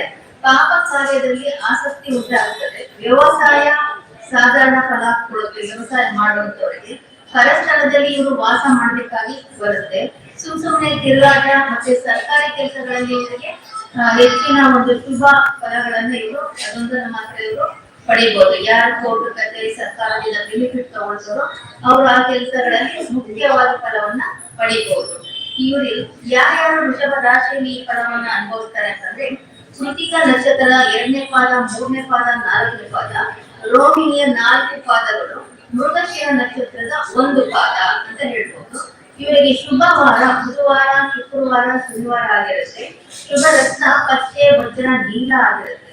ಶುಭ ವರ್ಣ ಬಿಳಿ, ಹಸಿರು, ಕಪ್ಪು. ಶುಭ ದಿಕ್ಕು ಆಗ್ನೇಯ ದಿಕ್ಕಾಗಿರುತ್ತೆ. ಶುಭ ಸಂಖ್ಯೆ 5, 6, 8 ಆಗಿರುತ್ತೆ. ಮಿಥುನ ರಾಶಿಯವರ ಕಡೆ ನಾವು ಗಮನ ಕೊಡೋಣ. ಹೇಗೆ ಇವರ ಫಲ ಈ ವರ್ಷ ಇರುತ್ತೆ ಅಂದ್ರೆ, ವರ್ಷದ ಆರಂಭದಲ್ಲಿ ಇವರಿಗೆ ಗುರುವು ಶುಭ ಫಲಗಳನ್ನು ನೀಡ್ತಾರೆ. ನಂತರ ಅಶುಭ ಫಲವನ್ನು ಕೊಡ್ತಾರೆ. ಶನಿಯು ಅಶುಭ ಫಲಗಳನ್ನು ಸಹ ಕೊಡ್ತಾರೆ. ಶನಿ ಗುರು ಇಬ್ರು ಕೂಡ. ಆರೋಗ್ಯ ಇವರಿಗೆ ಚೆನ್ನಾಗಿರುತ್ತೆ. ಕುಟುಂಬದಲ್ಲಿ ನೆಮ್ಮದಿ ವಾತಾವರಣ ಇರುತ್ತೆ. ಹಾಗೆ ಉದ್ಯೋಗದಲ್ಲಿ ಪ್ರಗತಿ ಇರುತ್ತೆ. ಮನಸ್ಸಿಗೆ ನಾನಾ ತರ ಚಿಂತೆ ವ್ಯಾಧಿಗಳಿಂದ ಬಂಧುಗಳ ಒಂದು ದ್ವೇಷ ಮತ್ತು ಪ್ರಯಾಣದಲ್ಲಿ ತೊಂದರೆ, ಆರ್ಥಿಕ ಮುಗ್ಗುಟ್ಟು, ಮತ್ತೆ ಕಾರ್ಯಗಳಲ್ಲಿ ಸ್ವಲ್ಪ ಮಟ್ಟಿಗೆ ವಿಘ್ನ, ಕೃಷಿಕರಿಗೆ ಸ್ವಲ್ಪ ಒಳ್ಳೆಯದಾಗುವಂಥದ್ದು, ಸರ್ಕಾರಿ ವ್ಯವಹಾರಗಳಲ್ಲಿ ಈ ವೃಷಭ ರಾಶಿಯವರಿಗೆ ತೊಂದರೆ ಉಂಟಾಗುವಂಥದ್ದು. ಯಾರಿಗೆ ಈ ವೃಷಭ ರಾಶಿಯಲ್ಲಿರುವವರಿಗೆ ಈ ಫಲ ಅನ್ವಯಿಸುತ್ತೆ ಅಂದ್ರೆ, ಮೃಗಶಿರ ನಕ್ಷತ್ರದ 3 ಮತ್ತು 4ನೇ ಪಾದದವರು, ಆರಿದ್ರ ನಕ್ಷತ್ರದ 1, 2, 3, 4 ಪಾದಗಳವರೆಗೂ, ಪುನರ್ವಸು ನಕ್ಷತ್ರದ 1, 2, 3 ಈ ಪಾದದಲ್ಲಿ ಜನಿಸಿದವರಿಗೆ ಈ ಫಲಗಳ ಅನ್ವಯ ಆಗುತ್ತೆ. ಇವರಿಗೆ ಶುಭ ವಾರ ಬಂದು ಬುಧವಾರ, ಶುಕ್ರವಾರ, ಭಾನುವಾರ ಆಗಿರುತ್ತೆ. ಶುಭ ರತ್ನ ಬಂದು ಪಚ್ಚೆ, ವಜ್ರ, ನೀಲ. ಶುಭ ವರ್ಣ ಬಂದು ಕೆಂಪು, ಹಸಿರು, ನೀಲಿ. ಶುಭ ದಿಕ್ಕು ಬಂದು ಉತ್ತರ ದಿಕ್ಕು. ಶುಭ ಸಂಖ್ಯೆಗಳಂತಂದ್ರೆ 3, 5, 6, 8. ಕಟಕ ರಾಶಿಯವರ ಫಲಗಳು: ವರ್ಷ ಪೂರ್ತಿ ಶನಿಯು ಅಶುಭನಾಗಿದ್ದು, ವರ್ಷದ ಆರಂಭದಲ್ಲಿ ಗುರು ಸ್ವಲ್ಪ ಅಶುಭನಾಗಿದ್ದು, ನಂತರ ಶುಭ ಫಲವನ್ನ ಕೊಡ್ತಾರೆ. ಗುರುಗ್ರಹ ಸ್ವಲ್ಪ ಕಟಕ ರಾಶಿಯವರಿಗೆ ಫೇವರ್ ಅಂತ ಹೇಳ್ಬೋದು. ವರ್ಷದ ಹಾದಿಯಲ್ಲಿ ಧಾನ್ಯ ಹಾನಿ ಆಗುವಂಥದ್ದು, ಮನಸ್ಸಿಗೆ ಚಿಂತೆ, ತೊಂದರೆ, ಆರೋಗ್ಯದಲ್ಲಿ ಸ್ವಲ್ಪ ಮಟ್ಟಿಗೆ ಸುಧಾರಣೆ ಆಗುವಂಥದ್ದು, ಸಾಲ ಬಾಧೆಗಳು, ಶತ್ರುವಿಂದ ತೊಂದರೆ ಆಗುವಂಥದ್ದು, ಆರೋಗ್ಯದಲ್ಲಿ ಇವರಿಗೆ ಸುಧಾರಣೆ ಆಗುತ್ತೆ. ಪುಣ್ಯ ಕ್ಷೇತ್ರಗಳ ದರ್ಶನ ಇವರಿಗೆ ಸ್ವಲ್ಪ ಮಟ್ಟಿಗೆ ಒಳ್ಳೆಯ ಒಂದು ಫಲವನ್ನು ನೀಡುವಂಥದ್ದು, ಮನಸ್ಸಿಗೆ ನೆಮ್ಮದಿ, ಕುಟುಂಬದಲ್ಲಿ ಸಂತೋಷ ಹಾಗೂ ಸಾರ್ವಜನಿಕ ಕ್ಷೇತ್ರಗಳಲ್ಲಿ ಗೌರವ ಇದೆಲ್ಲವೂ ಕೂಡ ಸಿಕ್ಕೂ ಕೂಡ ಇವರಿಗೆ ಮಾನಸಿಕ ಚಿಂತೆ, ಕೆಲವಾರು ತೊಂದರೆಗಳನ್ನು ಇವರು ಅನುಭವಿಸಲೇಬೇಕಾಗ್ತದೆ. ಅತಿಯಾದ ಒಂದು ಸಾಹಸದಿಂದ ಇವರು ಜೀವನವನ್ನ ಉದ್ಧಾರ ಮಾಡ್ಕೊಳ್ಳೋದಕ್ಕೆ ಈ ವರ್ಷ ಅವರು ಪ್ರಯತ್ನ ಮಾಡಬೇಕಾಗ್ತದೆ. ಯಾರಿಗೆ ಮಿಥುನ ಒಂದು ರಾಶಿಯಲ್ಲಿ ಹುಟ್ಟಿದವರಿಗೆ ಈ ಒಂದು ಫಲಗಳು ಅನ್ವಯಿಸುತ್ತೆ ಅಂತಂದ್ರೆ, ಪುನರ್ವಸು 4 ನಕ್ಷತ್ರಗಳು, ಪುನರ್ವಸು ನಕ್ಷತ್ರದ 4ನೇ ಪಾದ, ಪುಷ್ಯ ನಕ್ಷತ್ರದ 1, 2, 3, 4 ಪಾದಗಳು, ಅಶ್ಲೇಷ ನಕ್ಷತ್ರದ 1, 2, 3, 4 ಪಾದಗಳು. ಇವರಿಗೆ ಈ ಫಲ ಅನ್ವಯಿಸುತ್ತೆ. ಶುಭ ವಾರ ಸೋಮವಾರ, ಮಂಗಳವಾರ, ಗುರುವಾರ ಆಗಿರುತ್ತೆ. ಶುಭ ರತ್ನ ಮುತ್ತು ಮತ್ತೆ ಹವಳ, ಪುಷ್ಯ ರಾಗ ಆಗಿರುತ್ತೆ. ಶುಭ ವರ್ಣ ಬಿಳಿ, ಕೆಂಪು, ಹಳದಿ. ಶುಭ ದಿಕ್ಕು ವಾಯುವ್ಯ ದಿಕ್ಕಾಗಿರುತ್ತೆ. ಸಂಖ್ಯೆ 2, 3, 9 ಆಗಿರುತ್ತೆ ಶುಭ ಸಂಖ್ಯೆ. ಸಿಂಹ ರಾಶಿಯವರ ಫಲವನ್ನು ನಾವು ನೋಡುವಾಗ, ವರ್ಷದ ಹಾದಿಯಲ್ಲಿ ಗುರುವಿನ ಒಂದು ಸ್ಥಾನ ಅಶುಭವಾಗಿ ಇರೋದ್ರಿಂದ ಶುಭವಾಗಿರೋದ್ರಿಂದ ಸ್ವಲ್ಪ ಮಟ್ಟಿಗೆ ಅವರಿಗೆ ಫಲಗಳು ಅನ್ನೋದು ಸ್ಟಾರ್ಟಿಂಗ್ ಅಲ್ಲಿ ಸಿಗುತ್ತೆ. ನಂತರ ಗುರುವಿನ ಅಶುಭ ಸ್ಥಾನ ಫಲ ಅನ್ನೋದು ಅವರಿಗೆ ವಿರುದ್ಧವಾಗಿ ನೀಡುತ್ತೆ. ಗುರುವಿನ ಒಂದು ಫಲಗಳನ್ನು ಈ ರಾಶಿಯವರು ಪಡೆಯುವುದಕ್ಕೆ ಸಾಧ್ಯ ಇಲ್ಲ. ಬಂಧು ಮಿತ್ರರ ಸಹಾಯ, ಯತ್ನಿಸಿದ ಕಾರ್ಯಗಳಲ್ಲಿ ಇವರಿಗೆ ಸಿದ್ಧಿ, ಧನಪ್ರಾಪ್ತಿ, ಆರೋಗ್ಯ ಸುಧಾರಣೆ ಇವೆಲ್ಲವೂ ಕೂಡ ಆದರೂ ಸಹ ಇದು ಸ್ವಲ್ಪ ಮಟ್ಟಿಗೆ ಅವರ ಒಂದು ಸೂರ್ಯನ ಒಂದು ಸಂಚಾರದ ಫಲದಿಂದ ಅವರಿಗೆ ಕಂಡು ಬರುತ್ತದೆ. ಆರೋಗ್ಯ ಬಾಧೆ ಆಗಾಗ ಬಂದರೂ ಸಹ ಬಂಧುಗಳ ಜೊತೆಯಲ್ಲಿ ವಿರಸ ಮತ್ತೆ ಅವರು ವೃತ್ತ ತಿರುಗಾಟ ಅನ್ನೋದು ಜಾಸ್ತಿ ಇರುತ್ತೆ. ವ್ಯಯ ಆಗುವಂಥದ್ದು, ಹಣ, ಶತ್ರುಗಳಂತೂ ಬಾಧೆ ಕೊಡ್ತಾನೆ ಇರ್ತಾರೆ. ಮೇಲಾಧಿಕಾರಿಗಳಿಂದ ಕಿರುಕುಳ ಆಗುವಂಥದ್ದು, ಪರಸ್ಥಳದಲ್ಲಿ ನೆಮ್ಮದಿಗೋಸ್ಕರ ವಾಸ ಮಾಡುವಂಥದ್ದು, ಸ್ವಲ್ಪ ಮಟ್ಟಿಗೆ ಪಾಕ ಕಾರ್ಯಗಳಲ್ಲಿ ಆಸಕ್ತಿ ಉಂಟಾಗುವುದು, ಕೋರ್ಟು ವ್ಯವಹಾರಗಳಲ್ಲಿ ಇವರಿಗೆ ಅಲ್ಪ ಪ್ರಗತಿ ಉಂಟಾಗುತ್ತದೆ ಅನ್ನೋದನ್ನ ನಮಗೆ ಹೇಳ್ಬೋದು. ಯಾವ ನಕ್ಷತ್ರದವರಿಗೆ ಈ ಫಲ ಈ ರಾಶಿಯವರಿಗೆ ಅನ್ವಯಿಸುತ್ತೆ ಅಂತಂದ್ರೆ, ಮಖ ನಕ್ಷತ್ರದ 4 ಪಾದಗಳು, ಕುಂಭ ನಕ್ಷತ್ರದ 4 ಪಾದಗಳು ಹಾಗೂ ಉತ್ತರ ನಕ್ಷತ್ರದ 1 ಪಾದ, ಪ್ರಥಮ ಪಾದ ಇವರಿಗೆ ಈ ಒಂದು ಫಲವು ಅನ್ವಯಿಸುತ್ತೆ. ಇವರಿಗೆ ಶುಭ ವಾರ ಬಂದು ಭಾನುವಾರ, ಸೋಮವಾರ, ಮಂಗಳವಾರ, ಗುರುವಾರವಾಗುತ್ತೆ. ಶುಭ ರತ್ನ ಬಂದು ಮಾಣಿಕ್ಯ, ಮುತ್ತು, ಹವಳ, ಪುಷ್ಯರಾಗ ಆಗುತ್ತೆ. ಶುಭ ವರ್ಣ ಬಂದು ಕೆಂಪು, ಹಳದಿ, ಬಿಳಿ, ಹಸಿರು ಬಣ್ಣ ಆಗುತ್ತೆ. ಶುಭ ದಿಕ್ಕು ಇವರಿಗೆ ಪೂರ್ವ ಆಗಿರುತ್ತೆ. ಶುಭ ಸಂಖ್ಯೆ 1, 3, 5, 9 ಆಗಿರುತ್ತೆ. ಇದಾದ ನಂತರ ಕನ್ಯಾ ರಾಶಿಯವರ ಫಲವನ್ನ ನಾವು ನೋಡೋಣ. ವರ್ಷದ ಆದಿಯಲ್ಲಿ ಅಶುಭದಾಯಕವಾದಂತಹ ಫಲವನ್ನ ಅನುಭವಿಸಬೇಕಾಗುತ್ತೆ ಗುರುವಿನಿಂದ. ಶನಿಯಿಂದ ಇವರಿಗೆ ವರ್ಷ ಪೂರ್ತಿ ಶುಭ ಫಲಗಳು ಉಂಟಾಗುತ್ತೆ. ವ್ಯಾಪಾರ, ಉದ್ಯೋಗ, ಅಭಿವೃದ್ಧಿ, ಸೇವಕರಿಂದ ಸಹಾಯ, ವಾಹನ, ವಸ್ತ್ರಾಭರಣ, ಲಾಭಗಳು ಉಂಟಾಗುವಂಥದ್ದು. ಕುಟುಂಬದಲ್ಲಿ ನೆಮ್ಮದಿ ಇರುತ್ತೆ. ಸರ್ಕಾರಿ ಕೆಲಸಗಳಲ್ಲಿ ಪ್ರಗತಿ, ಆರ್ಥಿಕ ವಿಚಾರವಾಗಿ ಇವರು ಅದೃಷ್ಟವಂತರಾಗಿರ್ತಾರೆ. ಮಂಗಳ ಕಾರ್ಯ, ಮದುವೆ ಕಾರ್ಯ ಅಥವಾ ಇನ್ಯಾವುದೇ ಗೃಹ ಪ್ರವೇಶಗಳು ಸಹ ಇವರಿಗಾಗುತ್ತೆ. ಸಂಪಾದನೆ ಚೆನ್ನಾಗಿರುತ್ತೆ. ಕೋರ್ಟು ವ್ಯವಹಾರಗಳಲ್ಲಿ ಮುನ್ನಡೆ, ಉತ್ತರ, ಇವಿಷ್ಟು ಕೂಡ ಇವರಿಗೆ ಕನ್ಯಾ ರಾಶಿ ಒಂದು ಸ್ವಲ್ಪ ಮಟ್ಟಿಗೆ ಎಲ್ಲೋ ಈ ವರ್ಷ ಅದೃಷ್ಟವಂತರಂತ ನಾವು ಹೇಳ್ಬೋದು. ಈ ಒಂದು ರಾಶಿಯ ನಕ್ಷತ್ರಗಳು ಯಾರಿಗೆ ಅನ್ವಯಿಸುತ್ತೆ ಅಂತ ನೋಡುವಾಗ ಉತ್ತರ ನಕ್ಷತ್ರದ 2, 3, 4 ಪಾದಗಳು, ಹಸ್ತ ನಕ್ಷತ್ರದ 1, 2, 3, 4 ಪಾದಗಳು ಹಾಗೂ ಚಿತ್ತ ನಕ್ಷತ್ರದ 1, 2 ಇವರಿಗೆ ಈ ಫಲಗಳು ಅನ್ವಯಿಸುತ್ತದೆ. ಶುಭ ವಾರಗಳು ಯಾವುದಂತ ನೋಡುವಾಗ ಬುಧವಾರ, ಶುಕ್ರವಾರ, ಭಾನುವಾರಗಳು ಇವರಿಗೆ ಶುಭ ವಾರಗಳು. ಶುಭ ರತ್ನ ಮಾಣಿಕ್ಯ, ಪಚ್ಚೆ ಮತ್ತೆ ವಜ್ರ. ಶುಭ ವರ್ಣ ಅಂತಂದ್ರೆ ಕೆಂಪು, ಹಸಿರು, ನೀಲಿ. ಶುಭ ದಿಕ್ ಅಂತಂದ್ರೆ ಉತ್ತರ ದಿಕ್ಕು. ಶುಭ ಸಂಖ್ಯೆ ಎಂದರೆ 3, 5, 6, 8. ಇನ್ನು ತುಲಾ ರಾಶಿಯವರ ಬಗ್ಗೆ ನಾವು ನೋಡುವಾಗ ವರ್ಷದ ಆದಿಯಲ್ಲಿ ಗುರುವಿನಿಂದ ಇವರಿಗೆ ಶುಭ ಫಲವನ್ನ ಪಡಿತಾರೆ. ನಂತರ ಗುರುವು ಅಶುಭ ಆಗೋದ್ರಿಂದ ಇವರಿಗೆ ಅಷ್ಟೊಂದು ಫಲ ಅನ್ನೋದು ಪ್ರಾಪ್ತಿಯಾಗುವುದಿಲ್ಲ. ಶನಿ ಅಶುಭನಾಗಿರುವುದರಿಂದ ವರ್ಷ ಪೂರ್ತಿ ಶನಿಯ ಒಂದು ಕಾರಣವಾಗಿ ಇವರು ಅಶುಭ ಫಲಗಳನ್ನ ಅನುಭವಿಸಬಹುದು. ಅದು ತುಲಾ ರಾಶಿಗೆ ಶನಿಯು ಮಿತ್ರನಾದ್ರಿಂದ ಮಿಶ್ರ ಫಲವನ್ನು ಕೊಡುವ ಸಾಧ್ಯತೆ ಸಹ ಇದೆ. ವಸ್ತ್ರಾಭರಣಗಳಿಂದ ಲಾಭ, ಬಂಧು ಮಿತ್ರರ ಸಹಾಯ, ಸೇವಕ ವೃಂದದಿಂದ ಕೆಲಸ ಕಾರ್ಯಗಳಲ್ಲಿ ಇವರಿಗೆ ಪ್ರಗತಿ, ಪುಣ್ಯ ಕ್ಷೇತ್ರಗಳ ದರ್ಶನವನ್ನು ಮಾಡುವಂಥದ್ದು. ಸಾರ್ವಜನಿಕ ಜೀವನದಲ್ಲಿ ಇವರಿಗೆ ಗೌರವ ಪ್ರಾಪ್ತಿಯಾಗುವುದು. ಕೆಲಸ ಕಾರ್ಯಗಳಲ್ಲಿ ಪ್ರಗತಿ ಉಂಟಾಗುತ್ತೆ. ಇದರ ಜೊತೆಗೆ ಇವರು ಕಾರ್ಯ ಸಾಧನೆಗಾಗಿ ಅಧಿಕವಾಗಿ ತಿರುಗಾಡಿ ಪ್ರಯತ್ನ ಪಟ್ಟು ಶ್ರಮವನ್ನು ಪಟ್ಟು ಇವರು ತಮ್ಮ ಕಾರ್ಯವನ್ನ ಸಾಧನೆ ಮಾಡಬೇಕಾಗಿ ಬರುತ್ತೆ. ಮನಸ್ಸಿಗೆ ಈ ಒಂದು ಕಾರ್ಯದ ಚಿಂತನೆಯಿಂದ ಅವರಿಗೆ ಮನಸ್ಸಿಗೆ ತುಂಬಾ ಬಾಧೆಗಳನ್ನ ಇವರು ಪಡಬೇಕಾಗುತ್ತೆ. ಉದ್ಯೋಗ ವ್ಯಾಪಾರಗಳಲ್ಲಿ ಇವರಿಗೆ ಸಾಧಾರಣವಾದ ಲಾಭ ಮತ್ತೆ ಅಧಿಕ ಖರ್ಚು ಮತ್ತೆ ಈ ತುಲಾ ರಾಶಿಯವರಿಗೆ ದುಷ್ಟ ಜನರ ಒಂದು ಸಹವಾಸ ಉಂಟಾಗಿ ಅನೇಕ ರೀತಿಯಾದಂತಹ ನಷ್ಟಗಳನ್ನ ಇವರು ಅನುಭವಿಸ್ತಾರೆ. ಹಾಗಾಗಿ ಮಿತ್ರಗಳ ವೃಂದದಿಂದ ಇವರು ಸರಿಯಾದ ಮಿತ್ರರ ಒಂದು ಸಹಾಯ ಇಲ್ಲದೆ ಇರೋದ್ರಿಂದ ಮೋಸ ಅವಮಾನವೂ ಕೂಡ ಆಗುತ್ತೆ.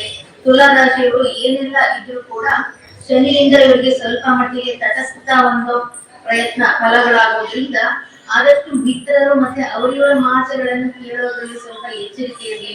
ಇಲ್ಲಾಂದ್ರೆ ತಮ್ಮ ಜೀವನದ ನಿರ್ಧಾರಗಳಲ್ಲಿ ಸೋತು ಬಿಡ್ತಾರೆ ಅನ್ನೋದನ್ನ ಹೇಳ್ಬೋದು. ಯಾಕಂದ್ರೆ ಈಗ ಒಂದು ಕಡೆ ಲಾಭ ಇದ್ದಾಗ ಅಶುಭ ಲಾಭವು ಸಮನಾಗಿದ್ದಾಗ ಈ ಲೆಕ್ಕಾಚಾರವನ್ನು ಯೋಚನೆಗಳನ್ನು ಸರಿಯಾಗಿ ಮಾಡ್ಬೇಕಂತ ಹೇಳಿ ಹೇಳ್ತಾರೆ. ಇದು ಯಾವ ಒಂದು ತುಲಾ ರಾಶಿಯ ನಕ್ಷತ್ರದವರಿಗೆ ಅನ್ವಯ ಆಗುತ್ತೆ ಅಂತಂದ್ರೆ ಚಿತ್ತ ನಕ್ಷತ್ರದ 3 ಮತ್ತೆ 4ನೇ ಪಾದಗಳು ಹಾಗೂ ಸ್ವಾತಿ ನಕ್ಷತ್ರದ 1, 2, 3, 4 ಪಾದಗಳು, ವಿಶಾಖ ನಕ್ಷತ್ರದ 1, 2 ಪಾದಗಳು 3 ಪಾದಗಳಿಗೆ ಈ ಒಂದು ಫಲವನ್ನದು ಅನ್ವಯವಾಗುತ್ತೆ. ಶುಭ ವಾರ ಬಂದು ಬುಧವಾರ, ಶುಕ್ರವಾರ, ಶನಿವಾರ. ಶುಭ ರತ್ನ ಬಂದು ವಜ್ರ, ಪಚ್ಚೆ, ನೀಲ. ಶುಭ ವರ್ಣ ಬಂದು ಬಿಳಿ, ಹಸಿರು, ಕಪ್ಪು. ಹಾಗೆ ದಿಕ್ಕು ಬಂದು ಆಗ್ನೇಯ ದಿಕ್ಕಾಗುತ್ತೆ. ಶುಭ ಸಂಖ್ಯೆ ಬಂದು 5, 6, 8 ಆಗುತ್ತೆ. ವೃಶ್ಚಿಕ ರಾಶಿಯ ಫಲವನ್ನು ನಾವು ನೋಡುವಾಗ ವರ್ಷದ ಆದಿಯಲ್ಲಿ ಶುಭ ಫಲಗಳನ್ನು ನಿರೀಕ್ಷಣೆ ಮಾಡಲು ಸಾಧ್ಯ ಇಲ್ಲ. ಯಾಕೆ ಅಂತಂದ್ರೆ ಇವರಿಗೆ ಶನಿಯು ಕೂಡ ಗುರು ಕೂಡ ಸ್ವಲ್ಪ ಮಟ್ಟಿಗೆ ಫಲವನ್ನ ಕೊಡೋದ್ರಿಂದ ಇವರು ಅಷ್ಟೊಂದು ಫಲವನ್ನ ಅನುಭವಿಸೋದಕ್ಕೆ ಸಾಧ್ಯ ಆಗಲ್ಲ. ಸ್ವಲ್ಪ ಮಟ್ಟಿಗೆ ಮಾತ್ರ ಇವರು ಶುಭ ಫಲಗಳನ್ನ ನಿರೀಕ್ಷೆ ಮಾಡಬಹುದು. ಶನಿ ವರ್ಷ ಪೂರ್ತಿ ಅಶುಭ ಆಗಿರ್ತಾರೆ. ಗುರು ಎಲ್ಲಿವರೆಗೂ ಸ್ವಲ್ಪ ಮಟ್ಟಿಗೆ ಆರಂಭದಲ್ಲಿ ಶುಭನಾಗಿರ್ತಾನೋ ಅಲ್ಲಿವರೆಗೂ ಅವರಿಗೆ ವೃಶ್ಚಿಕದವರಿಗೆ ಶುಭ ಫಲ. ನಂತರ ಶನಿಯ ಒಂದು ಪ್ರಭಾವದಲ್ಲಿ ಇವರಿಗೆ ಫಲಗಳು ಒಂದು ಕಡಿಮೆ ಆಗ್ತವೆ ಅಂತ ಹೇಳ್ಬೋದು. ವಿವಾಹ ಮತ್ತು ಕೃಷಿಯಲ್ಲಿ ಇವರಿಗೆ ವಿವಾಹ ಜೀವನ ಇರ್ಬೋದು, ದಾಂಪತ್ಯ ಜೀವನ ಇರ್ಬೋದು, ಕೃಷಿಯ ಜೀವನ ಇರ್ಬೋದು, ಪಶು ಸಂಗ್ರಹಣೆಗೆ ಪಶುವಿನ ಒಂದು ಸಾಕಾಣಿಕೆ ಏನಿರುತ್ತೆ ಇಂಥವ್ರಿಗೆಲ್ರಿಗೂ ಸಹ ಸ್ವಲ್ಪ ಹಾನಿಯಾಗುವಂಥದ್ದು ವಿವಾಹ ಜೀವನ ಮತ್ತೆ ಪ್ರಾಣಿಗಳ ಒಂದು ಸಾಕುವಿಕೆ ಮತ್ತೆ ಕೃಷಿ ಇವುಗಳಿಂದ ತೊಂದರೆ ಆಗುತ್ತೆ. ಮತ್ತೆ ಮಿತ್ರರೊಡನೆ ಇವರಿಗೆ ಮನಸ್ತಾಪ ಆಗುವಂಥದ್ದು ಮತ್ತೆ ಯತ್ನಿಸಿದ ಕಾರ್ಯಗಳಲ್ಲಿ ಇವರಿಗೆ ಸ್ವಲ್ಪ ಮಟ್ಟಿಗೆ ನಷ್ಟ ಆಗುವಂಥದ್ದು ಈ ರೀತಿಯಾದಂತಹ ಚಿಂತೆಗಳಿಂದ ಇವರಿಗೆ ಅನಾರೋಗ್ಯ ಅನ್ನೋದು ಪ್ರಾಪ್ತ ಆಗುತ್ತೆ. ಗುರು ಶುಭ ಸ್ಥಾನದಲ್ಲಿ ಸಂಚರಿಸುವಾಗ ಸ್ವಲ್ಪ ಮಟ್ಟಿಗೆ ವಕ್ರಾಗಿ ಹೋಗುವಂತದ್ದು, ಮುಂದಕ್ಕೆ ಹೋಗುವಂತದ್ದು, ಹಿಂದಕ್ಕೆ ಬರೋದು, ಇಂಥ ಸಂದರ್ಭದಲ್ಲಿ ಈ ಸಂಚಾರ ಅನ್ನೋದು ಶುಭ ಆದಾಗ ಮಾತ್ರ ಇವರಿಗೆ ಕುಟುಂಬದಲ್ಲಿ ಸ್ವಲ್ಪ ಮಟ್ಟಿಗೆ ಪ್ರಯೋಜನವಾಗುವಂತದ್ದು. ಸರ್ಕಾರಿ ಕೆಲಸಗಳಲ್ಲಿ ಇವರಿಗೆ ಸ್ವಲ್ಪ ಜಯ ಸಿಗುವುದು, ಮತ್ತೆ ಜನಗಳ ಜೊತೆಯಲ್ಲಿ ಮತ್ತೆ ಉದ್ಯೋಗದಲ್ಲಿ ಇವರಿಗೆ ಪ್ರಗತಿ ಅನ್ನೋದು ಸಾಧ್ಯತೆ ಇರುತ್ತೆ ಅಂತ ನಾವಿಲ್ಲಿ ಹೇಳ್ಬೋದು. ಯಾರಿಗೆ ಈ ಉಚಿತ ರಾಶಿಯ ನಕ್ಷತ್ರದಲ್ಲಿ ಹುಟ್ಟಿರೋರಿಗೆ ಅನ್ವಯಿಸುತ್ತೆ ಫಲ ಅಂತ ನಾವು ನೋಡುವಾಗ, ವಿಶಾಖ ನಕ್ಷತ್ರ 4ನೇ ಪಾದ, ಅನುರಾಧ ನಕ್ಷತ್ರದ 1, 2, 3, 4 ಪಾದಗಳು, ಜ್ಯೇಷ್ಠ ನಕ್ಷತ್ರದ 1, 2, 3, 4 ಪಾದ. ಈ ನಕ್ಷತ್ರದಲ್ಲಿ ಹುಟ್ಟಿದವರಿಗೆ ಈ ಫಲಗಳು ಅನ್ವಯ ಆಗುತ್ತೆ. ಶುಭ ವಾರಗಳು ಯಾವ್ಯಾವ ಅಂತ ನೋಡುವಾಗ, ಭಾನುವಾರ, ಮಂಗಳವಾರ, ಗುರುವಾರ. ಶುಭ ರತ್ನ ಅಂತ ನೋಡುವಾಗ ಹವಳ, ಮಾಣಿಕ್ಯ, ಪುಷ್ಯರಾಗ. ಶುಭ ವರ್ಣ ಅಂತ ನೋಡುವಾಗ ಕೆಂಪು, ಹಳದಿ, ಕೇಸರಿ. ಶುಭ ದಿಕ್ಕು ಅಂತ ನೋಡುವಾಗ ದಕ್ಷಿಣ ದಿಕ್ಕು.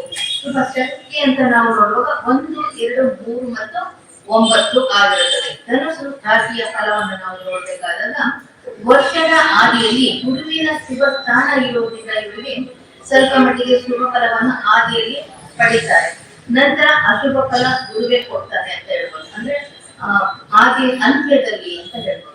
ಶನಿಯು ಪೂರ್ತಿ ವರ್ಷ ಪೂರ್ತಿಯು ಶುಭ ಸ್ಥಾನದಲ್ಲಿರೋದ್ರಿಂದ ಧನುಸ್ಸು ರಾಶಿಯವರು ಈ ವರ್ಷ ಶನಿಯ ಮುಖಾಂತರ ಶುಭ ಫಲವನ್ನ ಪಡೆಯಬಹುದಾಗಿದೆ.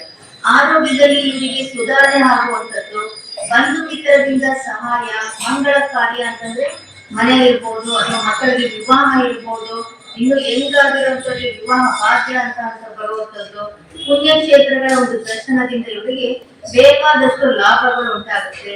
ಹಾಗೆ ನೂತನ ವಾಹನ, ವಸ್ತುಗಳ ಒಂದು ಲಾಭ, ಮತ್ತೆ ಧರ್ಮ ಕಾರ್ಯದಲ್ಲಿ ಇವರಿಗೆ ಆಸಕ್ತಿ ಉಂಟಾಗುವಂತದ್ದು. ಕೌಟುಂಬಿಕ ಜೀವನ ಅಂತ ಏನಿದೆ ಅದರಲ್ಲಿ ಮಕ್ಕಳು ಮತ್ತು ಹೆಂಡತಿಯ ಜೊತೆಯಲ್ಲಿ ಸ್ವಲ್ಪ ಮಟ್ಟಿಗೆ ವಿರತ ಮತ್ತು ಮನಸ್ತಾಪ ಅನ್ನೋದು ಆಗುತ್ತೆ. ದುಷ್ಟ ಜನರ ಸಹವಾಸ ಇವರ ನೆಮ್ಮದಿಯನ್ನು ಹಾಳು ಮಾಡೋದಕ್ಕೆ ಕೆಲವು ಜನ ಪ್ರಯತ್ನ ಮಾಡ್ತಾರೆ ಅಂತ ನಾವಿಲ್ಲಿ ಹೇಳ್ಬೋದು. ಹಾಗೂ ಬಂಧು ಮಿತ್ರರಿಂದ ದ್ರೋಹ ಆಗಿರುವುದು ಇವರ ಮನಸ್ಸಿಗೆ ತುಂಬಾ ಕೊರೆಯುತ್ತೆ, ಚಿಂತೆ ಮಾಡುತ್ತೆ ಅಂತ ನಾವಿಲ್ಲಿ ಹೇಳ್ಬೋದು. ಈ ಒಂದು ಫಲಗಳು ಈ ಧನುಸು ರಾಶಿಯ ಯಾವ ನಕ್ಷತ್ರಗಳಿಗೆ ಅನ್ವಯವಾಗುತ್ತೆ ಅಂತ ನೋಡುವಾಗ, ಮೂಲ ನಕ್ಷತ್ರದ 4 ಪಾದಗಳು 1, 2, 3, 4 ಪಾದಗಳಿಗೂ, ಹಾಗೂ ಪೂರ್ವಾಷಾಢ ನಕ್ಷತ್ರದ 1, 2, 3, 4 ಪಾದಗಳು, ಹಾಗೂ ಉತ್ತರಾಷಾಢ ನಕ್ಷತ್ರದ 1ನೇ ಪಾದ. ಇವರಿಗೆ ಈ ಫಲಗಳು ಅನ್ವಯವಾಗುತ್ತೆ. ಹಾಗೆ ವಾರಗಳು, ಶುಭ ವಾರಗಳು ಅಂತ ನಾವು ನೋಡುವಾಗ ಮಂಗಳವಾರ, ಭಾನುವಾರ, ಗುರುವಾರ, ಶನಿವಾರ. ಶುಭ ರತ್ನ ಅಂತ ನೋಡುವಾಗ ಹವಳ, ಮಾಣಿಕ್ಯ, ಪುಷ್ಯರಾಗ, ನೀಲ. ಶುಭ ವರ್ಣ ಅಂತ ನಾವು ನೋಡುವಾಗ ಹಳದಿ, ಕೆಂಪು, ಕೇಸರಿ ಮತ್ತೆ ತಾಮ್ರದ ಬಣ್ಣವು ಕೂಡ ಇವರಿಗೆ ಆಗುತ್ತೆ. ಶುಭ ದಿಕ್ಕು ಈಶಾನ್ಯ ದಿಕ್ಕು. ಶುಭ ಸಂಖ್ಯೆ ಬಂದು 1, 3, 8, 9. ಮಕರ ರಾಶಿಯ ಫಲ ನಾವು ಈಗ ಯೋಚನೆ ಮಾಡುವಾಗ, ಈ ವರ್ಷ ಈ ಒಂದು ರಾಶಿಗೆ ಶುಭ ಫಲಗಳೇ ಹೆಚ್ಚಾಗಿ ಕಂಡು ಬಂದು ಕೂಡ ಮಿಶ್ರ ಅಂತಾನೆ ಹೇಳ್ಬೋದು. ಆಗಾಗ ಕೆಲವು ಗ್ರಹಗಳ ಒಂದು ಸಂಚಾರದಿಂದ ಅಶುಭ ಫಲವು ಕೂಡ ಇವರಿಗೆ ಉಂಟಾಗುತ್ತದೆ. ಶನಿ ವರ್ಷ ಪೂರ್ತಿ ಇವರಿಗೆ ಅಶುಭನಾಗಿದ್ದು ರಾಶಿಯಾಧಿಪತಿಯಿಂದ ಇವರಿಗೆ ಯಾವ ರೀತಿಯ ಪ್ರಯೋಜನಗಳು ಉಂಟಾಗುವುದಿಲ್ಲ. ಸ್ವಲ್ಪ ಮಟ್ಟಿಗೆ ಇವರು ಮಾತ್ರ ಈ ವರ್ಷ ಶುಭ ಫಲಗಳನ್ನು ನಿರೀಕ್ಷಣೆ ಮಾಡಬಹುದು. ಕೆಲಸ ಕಾರ್ಯಗಳು, ಉದ್ಯೋಗದಲ್ಲಿ ಧನಹಾನಿ ಆಗುವಂಥದ್ದು, ಕಾರ್ಯ ಸಾಧನೆಗೆ ಇವರು ಬಹಳಷ್ಟು ಶ್ರಮ ಪಡುವಂಥದ್ದು, ಅಧಿಕ ತಿರುಗಾಟ ಮತ್ತು ಅಪರೂಪವಾದಂತಹ ಒಂದು ಕೆಲವು ನಿಗನ್ನ ಹಾಕುವಂಥದ್ದು, ಅಪವಾದ, ಇವರಿಗೆ ತುಂಬಾ ಅಪವಾದ ಪಡುವಂಥದ್ದು, ಕೋರ್ಟ್ ಕಚೇರಿ ವ್ಯವಹಾರಗಳಲ್ಲಿ ಇವರಿಗೆ ತುಂಬಾ ತೊಂದರೆ ಆಗುವಂಥದ್ದು, ಹಾಗೂ ಕೆಟ್ಟ ಜನರು ಇವರಿಗೆ ಅನೇಕ ರೀತಿಯಲ್ಲಿ ಪ್ರಾಣದ ರೀತಿಯಲ್ಲಿ ರಹಸ್ಯವಾಗಿ ಮತ್ತು ಎದುರಿಗೆ 2 ರೀತಿಯಿಂದ ತೊಂದರೆಗಳನ್ನು ಕೊಡೋದು ಇವರಿಗೆ ಮಾನಸಿಕವಾದಂತಹ ಒಂದು ಚಿಂತನೆ ಉಂಟಾಗುವಂಥದ್ದು, ಮತ್ತೆ ಅಧಿಕವಾದಂತಹ ಖರ್ಚು ಉಂಟಾಗುತ್ತದೆ. ಆರೋಗ್ಯದಲ್ಲಿ ಏರುಪೇರು ಆಗುವಂಥದ್ದು ಇವರಿಗೆ ಉಂಟಾಗುತ್ತೆ. ಗುರು ಶುಭ ಸ್ಥಾನಕ್ಕೆ ಅಂತ್ಯದಲ್ಲಿ ಬರುವಾಗ, ಅಂದ್ರೆ ರೆಟ್ರೋ ಆದಾಗ ಹಿಂದಕ್ಕೆ ಮುಂದಕ್ಕೆ ಹೋಗುವಂತ ಸಮಯದಲ್ಲಿ 2 ಬಾರಿ ಇವರಿಗೆ ಆರೋಗ್ಯ ಆ ಸಮಯದಲ್ಲಿ ಸುಧಾರಣೆ ಆಗುವಂಥದ್ದು, ಆ ಟೈಮಲ್ಲಿ ವಿವಾಹಗಳಾಗುವಂಥದ್ದು, ಕುಟುಂಬದ ಸೌಖ್ಯ ಮತ್ತೆ ಪುಣ್ಯ ಕ್ಷೇತ್ರಗಳ ಒಂದು ದರ್ಶನ, ಶುಭ ಕಾರ್ಯವನ್ನು ಪ್ರಯತ್ನ ಮಾಡದೆ ಖಂಡಿತ ಇವರಿಗೆ ಆಗುತ್ತೆ. ಧರ್ಮ ಕಾರ್ಯಗಳಲ್ಲಿ ಆಸಕ್ತಿ ಇರುತ್ತೆ. ಮತ್ತೆ ಕೃಷಿಯಲ್ಲಿ ಸ್ವಲ್ಪ ಮಟ್ಟಿಗೆ ಇವರಿಗೆ ಉದ್ಧಾರ ಆಗುವಂಥದ್ದು, ಪ್ರಗತಿ ಆಗುವಂಥದ್ದು, ವ್ಯವಹಾರಗಳಲ್ಲಿ ಸಾಧಾರಣವಾದ ಅಭಿವೃದ್ಧಿಗಳು ಕಂಡು ಬರುತ್ತೆ. ಹಾಗೆ ಈ ಒಂದು ಫಲಗಳು ಯಾವ ಒಂದು ಈ ರಾಶಿಯ ನಕ್ಷತ್ರದಲ್ಲಿ ಜನಿಸಿದವರಿಗೆ ಆಗುತ್ತೆ ಅಂತ ನೋಡುವಾಗ, ಉತ್ತರಾಷಾಢ ನಕ್ಷತ್ರದ 2, 3, 4 ಪಾದಗಳು. ಶ್ರವಣ ನಕ್ಷತ್ರದ 1, 2, 3, 4 ಪಾದಗಳು. ಧನಿಷ್ಠ ನಕ್ಷತ್ರದ 1 ಹಾಗೂ 2 ಈ ಪಾದದಲ್ಲಿ ಜನಿಸಿದವರಿಗೆ ಈ ಒಂದು ವಿಶೇಷ ಫಲಗಳವರಿಗೆ ಆಗುತ್ತೆ. ವಾರಗಳಂತ ನಾವು ನೋಡುವಾಗ ಶುಭ ವಾರಗಳು ಬುಧವಾರ, ಶುಕ್ರವಾರ, ಶನಿವಾರ. ಶುಭ ರತ್ನ ನೀಲ ಮತ್ತೆ ಹಸಿರು, ಹಳದಿ. ಶುಭ ದಿಕ್ಕು ಪಶ್ಚಿಮ. ಶುಭ ಸಂಖ್ಯೆಗಳು 4, 5, 6, 8 ಆಗಿರುತ್ತೆ. ಇನ್ನು ಪೂರ್ವ ರಾಶಿಯ ಫಲಕ್ಕೆ ನಾವು ಹೋಗುವಾಗ ವರ್ಷ ಪೂರ್ತಿ ಗುರು ಶನಿ 2 ಕೂಡ ಇವರಿಗೆ ಅಶುಭವಾಗಿದ್ದು ಹೆಚ್ಚಿನ ಫಲಗಳನ್ನ ಇವರು ಯಾವುದೇ ವಿಷಯದಲ್ಲಿ ನಿರೀಕ್ಷಣೆ ಮಾಡಕ್ಕಾಗಲ್ಲ. ಕುಂಭ ರಾಶಿಯವರ ಹಾಗಾಗಿ ಬೇಜಾರು ಮಾಡ್ಕೊಳ್ಳೋದು ಬೇಡ. ಈ ರಾಶಿಯವರು ಹೇಗಂತಂದ್ರೆ ದೃಢ ಪ್ರಯತ್ನ ಮತ್ತೆ ಅವರ ಮನಸ್ಸಿನಲ್ಲಿ ನಂಬಿಕೆ ಇಟ್ಕೊಂಡವರು ಜಾಸ್ತಿ ಬದುಕೋದ್ರಿಂದ ಇವರಿಗೆ ಶ್ರಮ ಪಟ್ಟರೆ ಅವರು ಆಗಲೇಬೇಕಂತ ಅವರು ಪ್ರಯತ್ನ ಪಟ್ಟರೆ ಡೆಫಿನೆಟ್ ಆಗಿ ಅವರಿಗೆ ಒಳ್ಳೇದಾಗುತ್ತೆ. ಹೆಂಡತಿ ಮಕ್ಕಳು ಅನಾರೋಗ್ಯ ಆಗುವಂಥದ್ದು ಮತ್ತೆ ಮಿತ್ರರಿಂದ ವಂಚನೆ ಆಗುವಂಥದ್ದು ಈ ವಿಷಯಗಳಲ್ಲಿ ಅವರು ಎಚ್ಚರಿಕೆ ತಗೊಳ್ಳೇಬೇಕಾಗಿ ಬರುತ್ತೆ. ಕೋರ್ಟ್ ಕಚೇರಿಗಳಲ್ಲಿ ಒಂದು ವಿಘ್ನ ಆಗುವಂಥದ್ದು ಕೇಸುಗಳಲ್ಲಿ. ಮತ್ತೆ ಕೃಷಿಕರಿಗೆ ಏನಾಗುತ್ತೆ, ಬೆಳೆಗಳಲ್ಲಿ ನಷ್ಟ ಆಗುವಂಥದ್ದು, ಸಾಲಗಾರರ ಕಿರುಕುಳ, ಮತ್ತೆ ಉದ್ಯೋಗದಲ್ಲಿ ವ್ಯಕ್ತ ಧನಹಾನಿ, ಮತ್ತೆ ಪರಸ್ಥಳದಲ್ಲಿ ಹೋಗಿ ವಾಸ ಮಾಡುವಂಥದ್ದು, ಸ್ಥಿರಾಸ್ತಿ ಸಂಬಂಧಪಟ್ಟ ಹಾಗೆ ವ್ಯಾಜ್ಯಗಳನ್ನು ಕಾಣುವಂಥದ್ದು, ಹಣಕಾಸಿನ ತೊಂದರೆ ಇತ್ಯಾದಿಗಳು ಇವರಿಗೆ ಬಾಧಿಸುತ್ತೆ. ಈ ಫಲಗಳು ಈ ರಾಶಿಯ ಯಾವ ನಕ್ಷತ್ರದವರಿಗೆ ಉಂಟಾಗುತ್ತೆ ಅಂತಂದ್ರೆ ಧನಿಷ್ಠ ನಕ್ಷತ್ರದ 3 ಮತ್ತೆ 4ನೇ ಪಾದಗಳು, ಶತಭಿಷ ನಕ್ಷತ್ರದ 1, 2, 3, 4ನೇ ಪಾದಗಳು, ಪೂರ್ವಭಾದ್ರ ನಕ್ಷತ್ರದ 1, 2, 3 ಇವರಿಗೆ ಈ ಫಲಗಳ ಅನ್ವಯ ಆಗುತ್ತೆ. ಶುಭ ವಾರ ಗುರುವಾರ, ಶುಕ್ರವಾರ, ಶನಿವಾರ ಆಗುತ್ತೆ ಈ ರಾಶಿಯವರಿಗೆ. ಶುಭ ರತ್ನ ಬಂದು ವಜ್ರ, ಪಚ್ಚೆ, ನೀಲ. ಹಾಗೆ ಶುಭ ಬಣ್ಣ ಬಂದು ನೀಲಿ, ಹಸಿರು, ಹಳದಿ. ಶುಭ ದಿಕ್ಕು ಬಂದು ಪಶ್ಚಿಮ. ಶುಭ ಸಂಖ್ಯೆ ಬಂದು 4, 5, 6, 8. ಮೀನ ರಾಶಿಯ ಬಗ್ಗೆ ನಾವು ಪಂಚಾಂಗವನ್ನು ಓದಿ ರಾಶಿಗಳಿಗೆ ಹೇಳಬೇಕಾದಾಗ ಈ ವರ್ಷದ ಫಲಕ್ಕೆ ವರ್ಷದ ಆದಿಯಲ್ಲಿ ಕುಟುಂಬದಲ್ಲಿ ಉತ್ತಮ ವಾತಾವರಣ ಇರುತ್ತೆ. ಆರ್ಥಿಕ ಸ್ಥಿತಿಯಲ್ಲಿ ಇವರಿಗೆ ಸುಧಾರಣೆ ಆಗುತ್ತೆ. ಕೆಲಸ ಕಾರ್ಯಗಳಲ್ಲಿ ಪ್ರಗತಿ, ವ್ಯಾಪಾರದಲ್ಲಿ ಮುನ್ನಡೆ, ಶುಭ ಕಾರ್ಯದಲ್ಲಿ ಈ ಪ್ರಯತ್ನ ಸಫಲವಾಗುತ್ತೆ. ಶನಿಯು ವರ್ಷ ಪೂರ್ತಿ ಅಶುಭದಲ್ಲಿ ಇರೋದ್ರಿಂದ ವ್ಯಾಪಾರ ಮಾಡುವಂತವರು, ಹಣ ಇನ್ವೆಸ್ಟ್ ಮಾಡುವಂತವರು, ಸಾಲ ಮಾಡುವಂತವರು ಎಚ್ಚರಿಕೆಯಿಂದ ಇರಬೇಕು. ಅತಿಯಾದ ನಂಬಿಕೆಯಿಂದ ಇವರ ಒಡನಾಟಗಳು ಇವರಿಗೆ ಶತ್ರುವಾಗಿ ಮಾರ್ಪಡ್ತಾರೆ. ಆದ್ರೆ ಇಲ್ಲ ಸಲ್ಲದ ಆಪಾದನೆಗಳು ಕೂಡ ಇವರ ಒಂದು ಸ್ನೇಹಿತರಿಂದಲೇ ಬರೋದ್ರಿಂದ ಅವರ ಸ್ನೇಹಿತರು ಮತ್ತೆ ಅವರ ಸುತ್ತಮುತ್ತ ಇರುವಂತ ಜನರ ಬಗ್ಗೆ ಮೀನ ರಾಶಿಯವರು ಸ್ವಲ್ಪ ಎಚ್ಚರಿಕೆ ಇರಬೇಕು. ಯಾಕೆಂದ್ರೆ ಅವರಿಗೆ ಶನಿ ಮಕರ, ಕುಂಭ ಮತ್ತೆ ಮೀನದವರಿಗೆ ಶನಿ ನಡೀತಾ ಇರೋದ್ರಿಂದ 7 ವರ್ಷದ ಸ್ವಲ್ಪ ಎಲ್ಲ ವಿಷಯದಲ್ಲಿ ಇವರು ಎಚ್ಚರಿಕೆಯನ್ನ ತಗೋಬೇಕಾಗಿ ಬರುತ್ತೆ. ಮೇಲಾಧಿಕಾರಿಗಳಿಂದಲೂ ಕೂಡ ಇವರು ಕೆಲಸ ಮಾಡುವ ಸ್ಥಳಗಳಲ್ಲಿ ತೊಂದರೆಯನ್ನ ಇವರು ಅನುಭವಿಸ್ತಾರೆ. ಮತ್ತೆ ತುಂಬಾ ತಿರುಗಾಟ ಆಡೋದು, ಆ ತಿರುಗಾಟದಿಂದ ಹಣ ನಷ್ಟ ಆಗೋದು, ಮಾನಸಿಕ ಒಂದು ನೆಮ್ಮದಿ ಹಾಳಾಗುವಂಥದ್ದು ಇವರಿಗಿದ್ರು. ಇಲ್ಲಿ ಯಾರು ಕೃಷಿಕರಿರ್ತಾರೋ ಅವರಿಗೆ ಸ್ವಲ್ಪ ಮಟ್ಟಿಗೆ ಕೃಷಿಯಲ್ಲಿ ನಷ್ಟ ಆಗುವಂಥದ್ದು ಕಂಡು ಬರುತ್ತೆ. ಹಾಗೆ ಈ ಒಂದು ರಾಶಿಗೆ ಯಾವ ಒಂದು ನಕ್ಷತ್ರದವರು ಈ ಫಲವನ್ನು ಅನುಭವಿಸ್ತಾರೆ ಅಂತ ನಾವು ನೋಡುವಾಗ ಪೂರ್ವ ಭಾಗದ 4ನೇ ಪಾದ, ಉತ್ತರ ಭಾಗದ 1, 2, 3, 4ನೇ ಪಾದ ಹಾಗೂ ರೇವತಿ ನಕ್ಷತ್ರದ 4 ಪಾದಗಳು ಅಂದ್ರೆ 1, 2, 3, 4 ಇವರುಗಳು ಈ ಒಂದು ಫಲವನ್ನ ಅನುಭವಿಸ್ತಾರೆ. ಶುಭ ವಾರ ಬಂದು ಭಾನುವಾರ, ಮಂಗಳವಾರ, ಗುರುವಾರ, ಶನಿವಾರ. ಶುಭ ರತ್ನ ಬಂದು ಮಾಣಿಕ್ಯ, ಪುಷ್ಯರಾಗ, ನೀಲ, ಹವಳ. ಶುಭ ವರ್ಣ ಹಳದಿ, ಕೆಂಪು, ಕೇಸರಿ ಮತ್ತು ತಾಮ್ರ ಬಣ್ಣ. ಶುಭ ದಿಕ್ಕು ಈಶಾನ್ಯ. ಶುಭ ಸಂಖ್ಯೆ 1, 3, 8, 9. ಇದಿಷ್ಟು ಕೂಡ 12 ರಾಶಿಯ ಒಂದು ಫಲಗಳಾಗಿರುತ್ತೆ.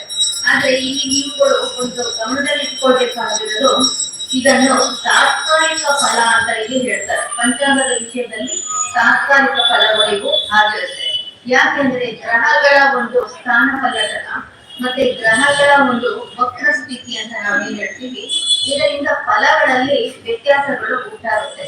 ಆದ್ರಿಂದ ಯಾವುದೇ ಒಂದು ಚಿಂತೆಯಿಂದ ಸಾಡಸಾತಿ ನಡೀತಿರುವಂತವರು ಪಂಚಮ ಶನಿ, ಅಷ್ಟಮ ಶನಿ ಮತ್ತೆ ಕಂಟಕ ಶನಿ ಇವೆಲ್ಲ ಇರುವಂತದ್ದು, ಹಾಗೂ ಗುರು ಕೂಡ ಅಶುಭ ಒಂದು ಸಂಚಾರದಲ್ಲಿ ಇರುವಂತವರು ಮತ್ತೆ ಎಲ್ಲ 12 ರಾಶಿಗಳು ಇರುವಂತವರು ಯೋಚನೆ ಮಾಡ್ಬೇಕಾಗಿರುತ್ತೆ. ಅಂದ್ರೆ ಈ ಫಲಗಳನ್ನ ಹೇಳಿರೋದು ತಾತ್ಕಾಲಿಕ ಗ್ರಹ ಸಂಪತ್ತಿಗಳಿಂದ ಆಗಿರುತ್ತೆ. ಇಲ್ಲಿ ನೀವು ಚಿಂತೆ ಮಾಡ್ಬೇಕಾಗಿರೋದು ಏನಂದ್ರೆ ಮೊದಲನೇದಾಗಿ ನಿಮ್ಮ ಇಷ್ಟ ದೈವ, ನಿಮ್ಮ ಕುಲ ದೈವ, ಅದರ ಜೊತೆಗೆ ಗ್ರಾಮ ದೈವ, ನೀವೆಲ್ಲಿರ್ತೀರಾ ಆ ಗ್ರಾಮ ದೇವತೆ, ಇವರಗಳ ಬಗ್ಗೆ ನೀವು ಸ್ವಲ್ಪ ಮಟ್ಟಿಗೆ ನೀವು ಗಮನ ಕೊಡಿ. ಇದಾದ್ಮೇಲೆ ಮುಖ್ಯವಾಗಿ ನಿಮಗೆ ಹೇಳೋದೇನಂತಂದ್ರೆ ಎಲ್ಲ ಒಂದು ವಿಷಯಗಳಿಗೂ ಕಾರಣರಾಗುವುದು ಯಾರು? 9 ನವಗ್ರಹಗಳು. ನವಗ್ರಹಗಳ ಶಾಂತಿಯನ್ನ 3 ತಿಂಗಳಿಗೊಮ್ಮೆ ನೀವು ಯಾವುದೇ ದೇವಾಲಯಗಳಲ್ಲಿ ಮಾಡಿಕೊಂಡ್ರೆ ನಿಮ್ಗೆ ಖಂಡಿತವಾಗ್ಲೂ ಕೂಡ ನವಗ್ರಹ ಶಾಂತರಾದ್ರೆ ನಿಮ್ಗೆ ಮುಗ್ದೋಯ್ತು. ಎಲ್ಲವೂ ಕೂಡ ನಿಮ್ಗೆ ಏನಾಗುತ್ತೆ, ಕ್ಷಮೆಯನ್ನು ನೀಡ್ತಾರೆ ಅವರು. ಅವರ ಬಗ್ಗೆ ನೀವು ಯಾವಾಗ ಗಮನ ಕೊಡಲ್ವೋ, ನಿಮಗೆ ಯಾವಾಗ ನವಗ್ರಹಗಳಲ್ಲಿ ಋಣವನ್ನು ಹೊಂದಿರ್ತೀರೋ ನೀವು, ಆ ಸಮಯದಲ್ಲಿ ಅವರು ಜೋರಾಗಿ ನಿಮಗೆ ಪೀಡನೆಯನ್ನು ಮಾಡಲಿಕ್ಕೆ ಶುರು ಮಾಡ್ತಾರೆ. ಹಾಗಾಗಿ ಪ್ರತಿ 3 ತಿಂಗಳಿಗೊಮ್ಮೆ ನೀವು ನವಗ್ರಹ ಶಾಂತಿಯನ್ನ ರಾಮಮಂದಿರದಲ್ಲಂತೂ ಮಾಡ್ತಾನೆ ಇರ್ತಾರೆ. ನೀವು ಎಲ್ಲರೂ ಸೇರಿ ಸಾಮೂಹಿಕವಾಗಿ ಬೇಕಾದ್ರೂ ಮಾಡಿಸ್ಕೊಳ್ಳಿ, ಅದು ನಿಮ್ಗೆ ಒಳ್ಳೇದಾಗುತ್ತೆ. ಇದರ ಜೊತೆಗೆ ಈ ಒಂದು ಯುಗಾದಿಯ ವಿಶೇಷವಾಗಿ ನಾನು ಹೇಳೋದೇನಂತಂದ್ರೆ ದಶಮಿಯವರೆಗೂ ಸಹ ನೀವು ದೇವಿ ಪಾರಾಯಣ ಮತ್ತೆ ಶ್ರೀರಾಮನ ಒಂದು ಕಥೆಗಳು ಅಥವಾ ಮಂತ್ರಗಳ ಒಂದು ಜಪವನ್ನು ಮಾಡಿಕೊಂಡು 10 ದಿನವೂ ಸಹ ನವರಾತ್ರಿ ಶರನ್ನವರಾತ್ರಿಯಲ್ಲಿ ಹೇಗೆ ಆಚರಣೆ ಮಾಡ್ತೀರೋ ಆ ರೀತಿಯಲ್ಲಿ ನೀವು ಈ ಒಂದು ಯುಗಾದಿಯ ಆಚರಣೆಯನ್ನ ಮಾಡ್ಕೊಳ್ಬೇಕಾಗಿ ವಿನಂತಿ. ಯಾರೇ ಕೂಡ ಇಲ್ಲಿ ಕೆಲವು ರಾಶಿಗಳಲ್ಲಿ ನಾನು ಹೇಳುವಾಗ ಅಶುಭ ವಿಷಯಗಳೇನಾಗಿತ್ತು ಅಂದ್ರೆ ಅದು ತಾತ್ಕಾಲಿಕ ಲೆಕ್ಕಾಚಾರದಿಂದ ಬರ್ತಾಗಿರುತ್ತೆ. ಅದರಿಂದ ನೀವು ಹಾಗೆ ಆಗುತ್ತೆ ಅನ್ನುವಂತಹ ಒಂದು ದೃಢ ನಿರ್ಧಾರವನ್ನು ನೀವು ಕೈಗೊಳ್ಳಬೇಡಿ. ಎಲ್ಲ ಒಂದು ದೇವರುಗಳಲ್ಲಿ ಒಂದು ನಾನು ನಿಮ್ಗೆ ಹೇಳೋದೇನಂದ್ರೆ ರಾಮ ಇರ್ಬೋದು, ಶಿವ ಇರ್ಬೋದು, ಕೃಷ್ಣ ಇರ್ಬೋದು, ದತ್ತಾತ್ರೇಯ ಇರ್ಬೋದು, ಗಣಪತಿ ಇರ್ಬೋದು, ಇವರುಗಳಲ್ಲಿ ಎಲ್ಲರ ಅಂಗಗಳಲ್ಲಿ ನವಗ್ರಹಗಳ ಒಂದು ಸ್ಥಿತಿಯನ್ನ ನಾವು ಕಾಣ್ಬೋದು. ಎಲ್ಲಾ ದೇವರಲ್ಲೂ ಕೂಡ ನವಗ್ರಹಗಳಿರೋದ್ರಿಂದ ನಿಮ್ಮ ಇಷ್ಟ ದೈವದ ಒಂದು ಹೆಚ್ಚಿನ ಪೂಜೆಗಳ ಮತ್ತೆ ಮಂತ್ರ ಪಠಣೆಗಳನ್ನು ಮಾಡ್ಕೊಂಡು ಹೋಗಿ ಶುಭ ಚಿಂತನೆ ಮಾಡಿ ಎಲ್ಲರನ್ನು ನೀವು ಪ್ರೀತಿಸೋದನ್ನ ಕಲಿಯಿರಿ. ಮತ್ತೆ ಎಲ್ಲರ ಬಗ್ಗೆಯೂ ಒಂದು ಶುಭವಾದ ಆಲೋಚನೆಯನ್ನು ಮಾಡೋದನ್ನ ಕಲಿತಾಗ ಬಹುಶಃ ಯಾವುದೇ ರೀತಿಯಾದಂತಹ ಬಾಧೆಗಳು ಆಗಲ್ಲ ಅನ್ನೋದು ನನ್ನ ಒಂದು ಅನಿಸಿಕೆ. ನೀವು ಸಹ ಪ್ರಯತ್ನವನ್ನ ಈ ರೀತಿಯಲ್ಲಿ ಮಾಡಿ ನೋಡಿ. ಆದ್ರೆ ದೀಪ ಮತ್ತೆ ಹೊಸಲಿನ ಮುಂದೆ ದೀಪ ಇರುವಂತದ್ದು ಮಾತ್ರ ಯಾವಾಗಲೂ ಕೂಡ ನಿಮ್ಗೆ ತುಂಬಾ ಒಳ್ಳೇದು ಅಂತ ನಾನು ಹೇಳ್ಬೋದು. ಅದನ್ನ ಈ ಒಂದು 10 ದಿನಗಳಿಗೆ ಮಾತ್ರ ಸೀಮಿತ ಮಾಡಬೇಡಿ, ಅದನ್ನ ಮನೆಯಲ್ಲಿ ಕಂಟಿನ್ಯೂ ಮಾಡ್ಕೊಂಡು ಹೋಗಿ. ಆದ್ರೆ ಈ ದಿನ ಸ್ವಲ್ಪ ಲೇಟ್ ಆದ್ರೂ ಪರವಾಗಿಲ್ಲ. ಈ ಯುಗಾದಿ ದಿನದಲ್ಲಿ ಒಂದು 10 ದಿನಗಳಲ್ಲಿ ಅಖಂಡ ದೀಪ ಅಂತ ಬೆಳೆಸೋದು ಇವತ್ತಿಂದನೂ ಕೂಡ ಸ್ಟಾರ್ಟ್ ಮಾಡ್ಕೋಬಹುದು. ಒಂದು ದಶಮಿಯವರೆಗೂ ಕೂಡ ಮಾಡಿ. ಅದರಿಂದ ಏನಾಗುತ್ತೆ, ತಾತ್ಕಾಲಿಕ ನಮ್ಮ ದೋಷಗಳ ನಿವಾರಣೆ ಆಗುತ್ತೆ ಅನ್ನೋದನ್ನು ಕೂಡ ನನಗೆ ಹೇಳ್ಬೋದು. ಇಷ್ಟು ಮಾತ್ರ. ನಾನು ಸಮಯ ಒಂದು ಅಭಾವ ಇರೋದ್ರಿಂದ ಬಹಳಷ್ಟು ಸ್ಪೀಡ್ ಆಗಿ ನಾನು ಹೇಳ್ಬೋದು. ಯಾರಿಗೆ ಅರ್ಥ ಆಗಲ್ಲ ದಯವಿಟ್ಟು ಕ್ಷಮೆ ಇರ್ಲಿ. ಯಾಕಂದ್ರೆ ಸಮಯವೂ ಕೂಡ ನಿಮಗೂ ಕೂಡ ಮುಖ್ಯ, ನನಗೂ ಕೂಡ ಮುಖ್ಯ ಆಗಿರೋದ್ರಿಂದ ಎಲ್ಲರಲ್ಲಿ ನಾನು ಕ್ಷಮೆ ತಿಳ್ಕೊಳ್ತೀನಿ. ಹಾಗಾಗಿ ಯಾರಿಗೆಲ್ಲ ಪ್ರಯೋಜನ ಆಗಿದೆಯೋ ಅವರು ತಮ್ಮ ಅಭಿಪ್ರಾಯಗಳನ್ನ ಈ ರಾಮಮಂದಿರದ ಒಂದು ಮುಖ್ಯ ಅಧಿಕಾರಿಗಳು ಮತ್ತು ಪುರೋಹಿತರಲ್ಲಿ ನಿಮ್ಮ ಅಭಿಪ್ರಾಯಗಳನ್ನ ತಿಳಿಸಬೇಕಾಗಿ ವಿನಂತಿ ಮಾಡಿಕೊಡ್ತಾ ನೀವೆಲ್ಲರಿಗೂ ನನ್ನ ನಮಸ್ಕಾರಗಳನ್ನು ಮತ್ತು ಈ ಒಂದು ಅವಕಾಶ ಕೊಟ್ಟಂತ ರಾಮಮಂದಿರ ಟ್ರಸ್ಟ್ನ ಒಂದು ವೃಂದಕ್ಕೂ ಕೂಡ ಮತ್ತು ಶ್ರೀಧರ್ ಅವರು ಕೂಡ ಮತ್ತೆ ಪುರೋಹಿತರು ಮುಖ್ಯ ಕೂಡ ಶ್ರೀಧರ್ ಅವರ ವೃಂದದವರಿಗೂ ಕೂಡ ನಾನು ನಮಸ್ಕಾರವನ್ನು ಹೇಳ್ತಾ ನನ್ನ ಒಂದು ಈ ಒಂದು ಪಂಚಾಂಗ ಶ್ರವಣದ ಒಂದು ಪ್ರಯತ್ನದ ಫಲವನ್ನು ಹೇಳುವ ಪ್ರಯತ್ನವನ್ನು ಮುಕ್ತಾಯಗೊಳಿಸುತ್ತೇನೆ. ಎಲ್ಲರಿಗೂ ನಮಸ್ಕಾರಗಳು.